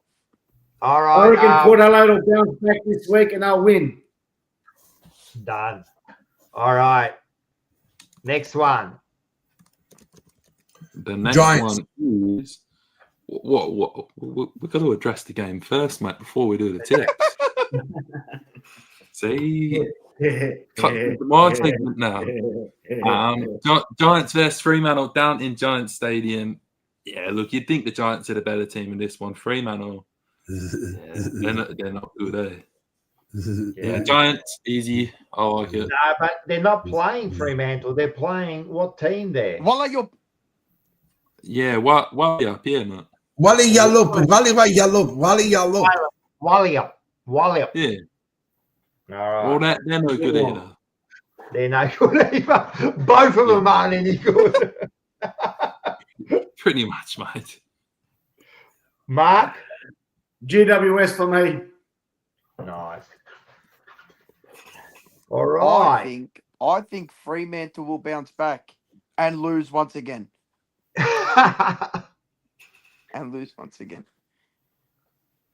Next. Next got- game. Oh, here we go. It's a big one, mate. This should Bulldogs versus Essendon at Marvel Stadium. Can the Bombers keep finding ways to win? I don't think so. I think Bulldogs are a pretty good team. They play Marvel very well, so I'll stick with the Bulldogs. Yeah, I'm going Bulldogs, man, and this could be a record score just quietly by the Bulldogs. I'm telling you, mate, Essendon have got nothing, mate, and they just got they've got nothing, mate. The way if people say the way you finish your last game is the way you play your next one, far out, mate. I'm telling you, this could be 80, 90 point loss here to Essendon. Oh, wow. Wow. Oh, actually, they did bought by 90 points the other week, didn't they? So, and Western Bulldogs, I mean, they've they got a didn't play limit. that game the last game. The Suns, I mean, they just lost to that, you know. So, Doggies for me. yeah. Sorry, Marco. No, that's okay. Look, honestly, to be quite honest, boys, the last 2 weeks you guys have gone against us and we've won. So I'm happy for you guys to go against us. But I think this game is going to be another crackerjacker. It's going to be 45,000 again at the stadium, and I think if we can be competitive and kind of, I don't know what the word for it is, but we need to match their midfield. We need to match their midfield. It's the cliche of being there and being competitive and going in hard and we're creating turnovers. If we can match their midfield, I don't think the Bulldogs got a very strong forward line. They're missing their key Darcy forward there. If we can keep Norton quiet and a couple of their small forwards quiet, we're quite good in defence at the moment. I think if we can quieten down their midfield, look, we've got a bit of firepower in Peter Wright and Langford and Caddy now is starting to come into play and KK, I think he's due for a big one. We will win this week by 18 points. Okay, we will win this week by 18 Mark, I got one for you. You don't need to keep Norton quiet. He keeps himself quiet and has done for the past 3 years. You say you're worried about Norton. Don't worry about Norton. He's gonna put you in his pocket and he's gonna make you. He's gonna make. That's make the you- key. That's the key. The midfield is the key. And we've got some depth now in our midfield with Merritt and Durham and Martin and Hobbs and Corwell. We've still got players to come back in DP3, Darcy Parish. Sardis can come back into the midfield. So we've got some players coming through the midfield. We can also throw in, some other players in there as well, in Westerfield and so forth. So if we can match their midfielders, honestly, the game's going to be close, and God knows what can happen. So I'm confident that we will win by 18 points, and we'll see how it goes. I'll be seeing next week. All Yeah. right. But All you right, know, all right. you know what, Mark? You know what, Mark? You've sort of changed my mind there. Western Bulldogs by 15 goals. Don't go that far. It'll be a good game. It'll be a good game. We'll say that much. Bulldogs will pump them. It'll be a good game for the Bulldogs. Nah, I don't think they'll get pumped. I think 3 goals is good, but They're due Bulldogs- for a belt. They're Bulldogs due by for a 3 goals. belting, and their belting is coming this week. I mean, you figure their last 3 games, they won by like a total of 10 points against 3 of the 4 bottom sides, and now they're expecting to beat the Doggies. He's talking about midfield and that, and you've been like absolutely punished around the ground, and now all of a sudden you're going to be world beaters against the Dogs. No, Rocco, mate. We're starting to play 1 quarter, 2 quarter. Next week will be 3 quarters of football, and I reckon it'll come down probably. It'll You probably play come 1 down quarter, 2 quarter. Next week will be 3 quarters. But We're you're starting to already going to be like down by 18 goals by 3/4 time. Well, we hope not, mate. We hope not, and hopefully it's going to be a good game of football and not as boring as some other games that we've watched. So good entertainment on a Saturday after. Do you mean the West Coast, Essendon, North Melbourne, Essendon, and Sydney Essendon games? You're hoping it's more entertaining than that. Mate. Hopefully you show up in the fucking last quarter this time. You guys nearly lost that game in a quarter. But we did. But we didn't lose, mate. That's the key, mate. We did not lose, I'm mate. saying, but you get you the 4 mean points and you move on. It's only round 9, mate. Sydney gave it up, mate. Seven fucking 50-meter penalties, and mate, I still can't get over. Your only score was a rush behind.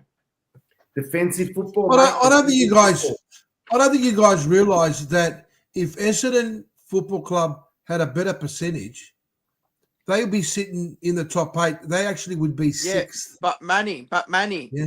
if the key and operative word, if They don't. That's a stupid thing to say, if. They'll lose this week. We'll go on top of them, and that's it. Game over. Their last 3 years, their percentage has been 90 or We're pretty below. confident there, Seba. I'm telling you, you will lose this week, and we will hear the same excuses again. Like Carlton fans do, we'll hear the same excuses. But the thing is, you guys are too deluded not to believe them and not to wake up. You will lose by 10 goals. Simple. And you guys are. Jeez, come on, Seba. Come on, mate. I'll be more worried about the Carlton Football Club, mate, than the Essendon Football Club at the moment, mate. I'm telling you right now. Really? He's winding him up, really? Yeah.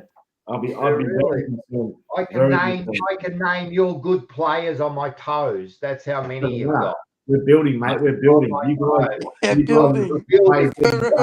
Like Mark, you've got to be realistic, man. You've beaten the 3 bottom sides by a total of 9 points. Doesn't matter. Does not matter, mate. Does not matter. Yeah. Let's move on, bro. Seriously. I don't live in La La Land. I don't have biggest game of the round. What's the next game? Next game there, please, Liam. Oh, mate. The next game's a big one, mate. MCT. I'm telling you, this is going to be an interesting game. This is an interesting game because, I hate to say it, North Melbourne actually have a pretty good record against us.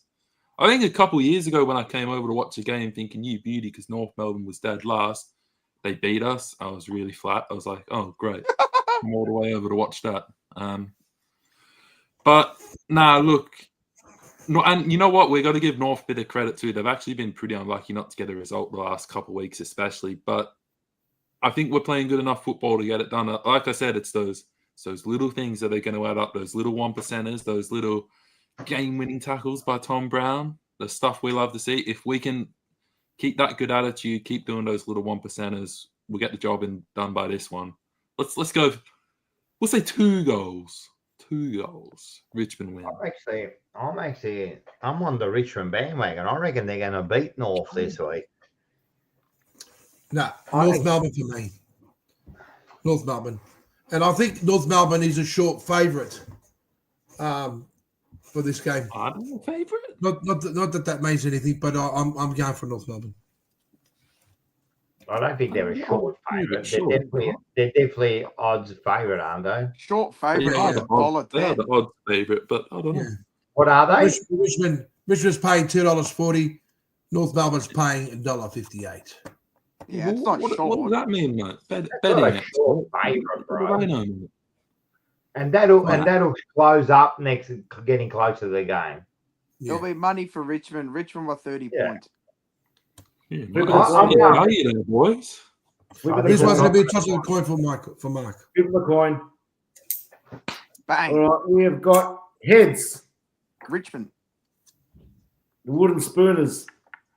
Richmond. All right. Nah, we're not. It's not the Essendon game. Unlucky, mate. Richmond for me. No, I reckon. That's all right, mate. Look, we'll see. All I right. love Should we big- move I on love to the big- next game? Next one is at the Gabba, Brisbane versus Melbourne. This used to be a really good matchup, but Melbourne aren't really playing great. So Brisbane shocked us a bit last week, but I think back at home they'll want to respond. They'll get the win, Brisbane. Oh, over there, they're tough, man. So yeah, I'm going Brisbane for sure. And Melbourne, Yeah, as you yeah. said, are not travelling well. Yeah, no, I'm going to go for the Lions. Yeah, Brisbane for me. Brisbane. Brisbane Yeah, will get pretty- the job pretty done. simple. And last, but definitely least, Wallatich. Yeah. Over here. Eagles versus St Kilda. Jesus Christ, man! I'm definitely not staying home to watch that one. No, get it right, Rocco. Wallatich Marawa. Oh, what is it? Yeah. Well- It's Euro York or something, right? I don't know. Euro? What? Want to tease it on your mama? Yeah. What? Nah, look, What? oh, what does that mean? I don't Hang know. on. That's what it says. I'm gonna go. You know what? I'm going the Weagles. So am I. Mate, look at this. This is great, mate. I'm tipping West Coast as well. They're due a win, mate. They weren't too bad last week. And St I'm Kilda are telling the you, type of mate, team and- to lose. And it's over there, and they haven't been good. They haven't been that bad. And I'm telling you, Saints will try to make it that ugly game again. But it's a different ground, mate. It's a nice, it's a big ground over there in Perth, you know. So, and Saints don't like the big grounds because they can't control it. But yeah. And Mark, Yep, I think they're due, mate. It's going to be West Coast's first win. wow, everyone's going to West Coast. And Yeah. Seba, Eagles. Yeah, I think they're due for another fucking loss. St Kilda. no, you're going to Saints. All right. Come on, man. No. West I'm Coast. You just whinge about how bad the Saints are before. Doesn't What's matter. the They're better than West Coast.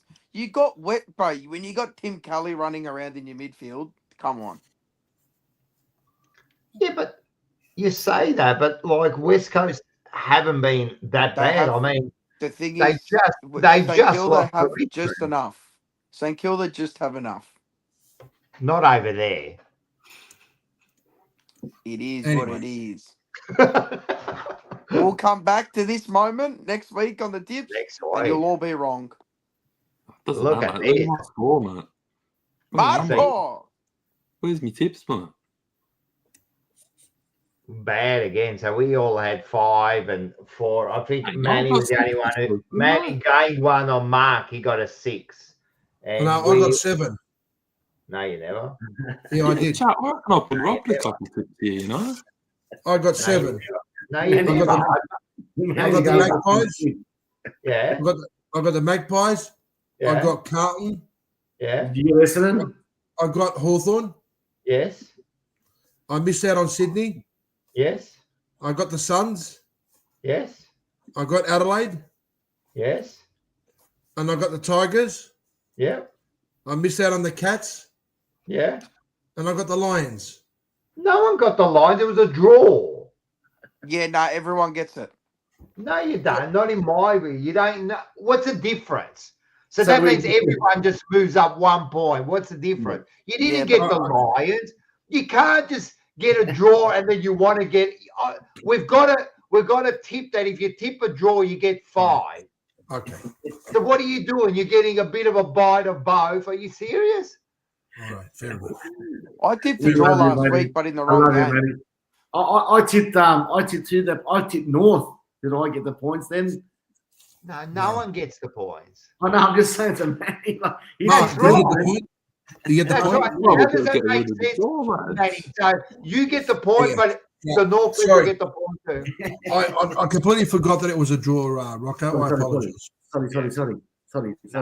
No one gets that. No one gets that. So because you got an option to pick a draw and get 5 points. I know. Yeah. Well, you know what? Here's one for you. I want to change my Sekilda West He's Coast gonna go game. the draw. I'm going to go for the draw. Oh. Bang! West Coast. You want to waste the tip, mate? That's up to you. Jeez, you're gonna. Yeah, Liam needs all the freebies he can get at this point. You're gonna let That's not a bad tactic, just quietly, because Liam's a whole round behind. Yeah, well, so am I, but he's behind. He's like Essendon with the percentage. He's right behind. He's like Essendon when they finished ninth. What? If it's not a draw, does he lose 5 points? How does that work? Well, I don't know. Well, he gets nothing out of it. Like, I don't get it. Yeah. Like, So what happens if you pick West Coast? What happens if Sekilda? Do you lose a point? Yeah. Okay. All right. 5 points is a lot, man. 5 points is enough for a draw. That's a lot, mate. I know, but if you can pick a draw in the right game, you deserve 5 points. It's like a joke around type thing. That's right. Oh, mate, I'm not saying a draw in the whole round. Picking the right game. Mate, you can do it too, Mark. It's up to you. Yeah, well, when I've got 5 points above you guys, I might give it a go. All right. You're going to be. I think if I was in this tipping competition from my ESPN tips, I think I'd be winning. Nah, you're talking shit, Seven, mate. Go back to bed. Go back to bed like it's 3/4 time again. What are you on? You're on about. I don't know. You're on about. I think I'm on a 54, 55 around there. Yeah, you are. You're in the top 20. Yeah, I know. I think I'm 17th. But it's close. You're in the top 20 because I remember you made it. You're about 17th. I think the top one's 59. Yeah, there's like 4 on 59, and then there's like 58s, and then a few there, and then you're a lot of it's 55. You're only about you'd probably be in front if you're on this one or close to it. But you're not. You're not. All right. You're not part of our comps ever. I did your tips the other week. I was Marco V2. Yeah. That was good. That was funny. Yeah. So I might have to get you to my tips, mate. All right, guys. It's been good. Yeah. Another big weekend in football. Oh, we forgot to say it's a Sir Douglas, isn't it? Sir Doug Nicholas round. Yeah, Sir Doug Nicholas round this week. Yeah. So it's the first of 2 weeks. 1 week and 2 weeks. So guaranteed Motlop's playing for the next 2 weeks. He'll kick 4. You reckon? Yeah. Nah. I'm gonna have a bet on all the Aboriginal players this week. The forwards. Doherty had a good game in the Bees. Don't worry about Doherty. He had a good game in the twos. No, don't say that. Don't put that in the air. But he had a good game in the twos. I don't care if he had a good game. Don't put that in the air. I'm just saying he had a good game in the twos. You just saw the stats. You didn't see the way he played. I actually saw the game because I was flicking through the TV, and all of a sudden I'm thinking to myself, "What football is this?" And it was of course, yeah, and it was Carlton versus who were they playing? Some other team. I couldn't even read it. That's how small the writing was. Anyway, and of course my wife said, "Oh, Carlton's playing. Leave it on there." And Doherty had a good game, mate. Had a good game. So. What did he do? Where did he play, and what did he do? He's playing in the defence midfield. Defence midfield. He actually did really well. How many touches did he have? Yeah. How many touches? What do you want me to sit there? All I'm saying is that he actually held pretty well in the defence. I'm just stirring you up. Someone said to you, Doherty played well, and you come onto the show with no evidence. He played a good game. If you watch it, he played a really You're good right. game. He did. He had a really good game. Especially in the last quarter. Yeah, that's it, Mike. In that last quarter, he played a good game. He had 37 possessions and 24 were fucking that went out on the full. That's what happened. I'll give you something about him. He had 37 possessions. He was kicking the ball out, bro. He was kicking the ball out. He probably had. Last year you were in love with him. He probably had last year you were in love with him. This year you don't like him. What are you talking about? Bro, he didn't even play a game. He blew his knee out. That's why you loved him. Now you don't like him because you're scared to come back on the team. Nah, man, he's taking the piss, bro. I can't. Nah, he's got no idea. He just makes up stuff. He just makes up. I'm telling you, that's how he goes through life. That's like me saying Harrison Jones had a good or whoever did their knee. Fucking Draper had a good game last week. Bloke's Achilles in 10 different universes. He played half a game at the start of the year and didn't play till the final. And when did I speak about Doherty? I actually said last year that he shouldn't have he shouldn't have got picked in the last game. Anyway, what shit are you talking? I'm going to send this to Mark. Yeah, that's not a lube, you know. You know that's not a lube. You know that's not a lube. I need that. Yeah. That's what I need. I've had the worst week. I've had the worst sporting week of my life. Actually, I got a bit of a bad back. I've had the worst sporting week of my life. Oh, that's what terrible. Did you do? Get off the couch. Cleveland lost 4-1, bulk injuries. Yeah. Arsenal got done. But Carlton won. Yeah, but it started from the Carlton loss in Adelaide. Yeah, I know. Your other teams have not done you any favors lately. But the one team that has never hasn't disappointed me in my life is Cleveland because I've seen a championship. Yeah, I know. That's what you're hanging your hat on. Doesn't matter. I've seen one. I've seen championships too. That's it. You're losing one championship, Seba, and that's the Carlton Football Club, mate. And it's going to be. I haven't seen shit. All right. Great show, lads. What about Manny's story about the coffee, mate? Oh yeah, the milk story. Yeah. All right. Finish off with the milk story. The coffee story. So Rocco and I have gone to this coffee shop, and I said to Rocco, "What do you reckon?" He says, "Oh, I'll have a macchiato." So he's sitting there, and his lady behind the counter, and she's sitting there, and she's making the macchiato anyway. Long story short, she's pouring hot water into a short black, and Rocco goes, "What are you doing? What are you doing?" She was pouring milk. It wasn't water. She was pouring water before she was about to pour the milk. And you're going, "What are you doing?" She goes, "I am trained professional. I know how to make a macchiato." And this one here started.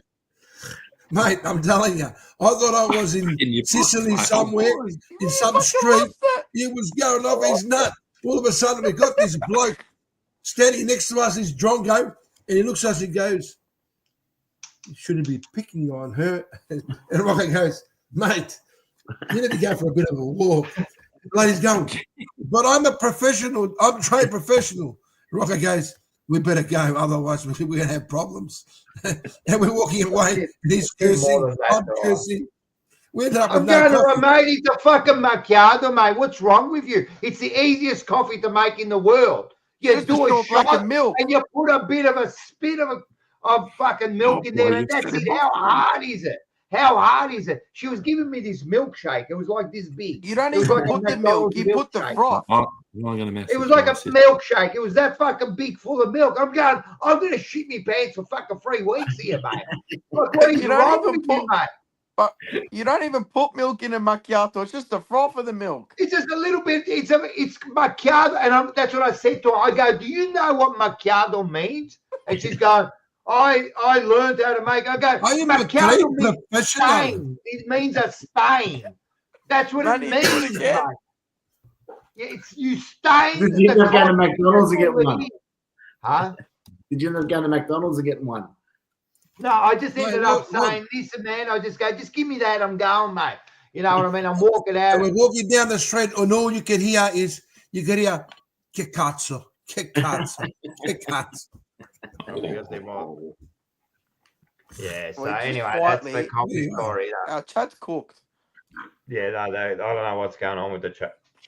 Well, we won't bag the shop there, mate, but we won't be going there for a coffee, that's for sure.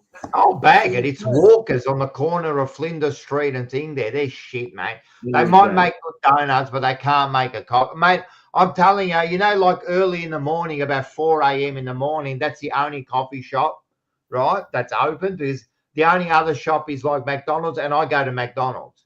Yeah. Actually, I go to 7-Eleven and get the fucking $1.50 fucking piss water that they give me rather than Walkers. It's water. Have you seen it? They've saved money, mate. They used to be $1. Nah, they doubled it now too. But and you know what's the best thing about the 7-Eleven in the city, right? You know the homeless people. Oh, they Right. all sit out the front of it. But not only that, they just walk in and they make a coffee and they walk out, and no one can say nothing. Like, what do? You chase them. Wait, that street, I don't know what street it is near Flinders Street, the one you can't, like, it's like you half can't drive down it or whatever. Yeah, It's like- Elizabeth. yeah, the Yeah. tram's in the middle. Wait, that's a hot spot on a weekend at like 11 o'clock at night, bro. There's some of the biggest trapped out people you'll ever see in your That's life the there. best. There's a bloke there. Wow. I want to be like him one day. I'm walking down, right, and he's fucking tanked off his head, right, and he's just yelling. He's yelling in a doorway. Like I'm walking, I can't see what's going on, but he's going spastic, right? Fucking just yelling. And then as I walked over there, there's a doorway and there's a door that's closed. He's just yelling at a door, man. The bloke tanked out, and I thought, how good's this, man? This bloke is that tanked. He thinks he's talking to a door and he doesn't care, mate. I'm going home worried about fucking Carlton, worried about my bills, man. And this bloke's just yelling at a thing, getting free coffees from 7-Eleven. How good's this life? Yeah.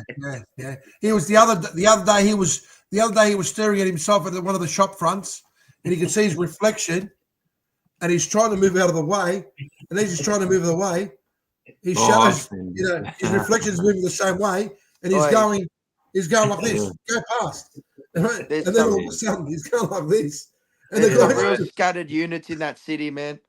It's bad. It's pretty bad, man. Like it is pretty bad in the morning, man. The amount of like shit, because then you got the Maccas around there.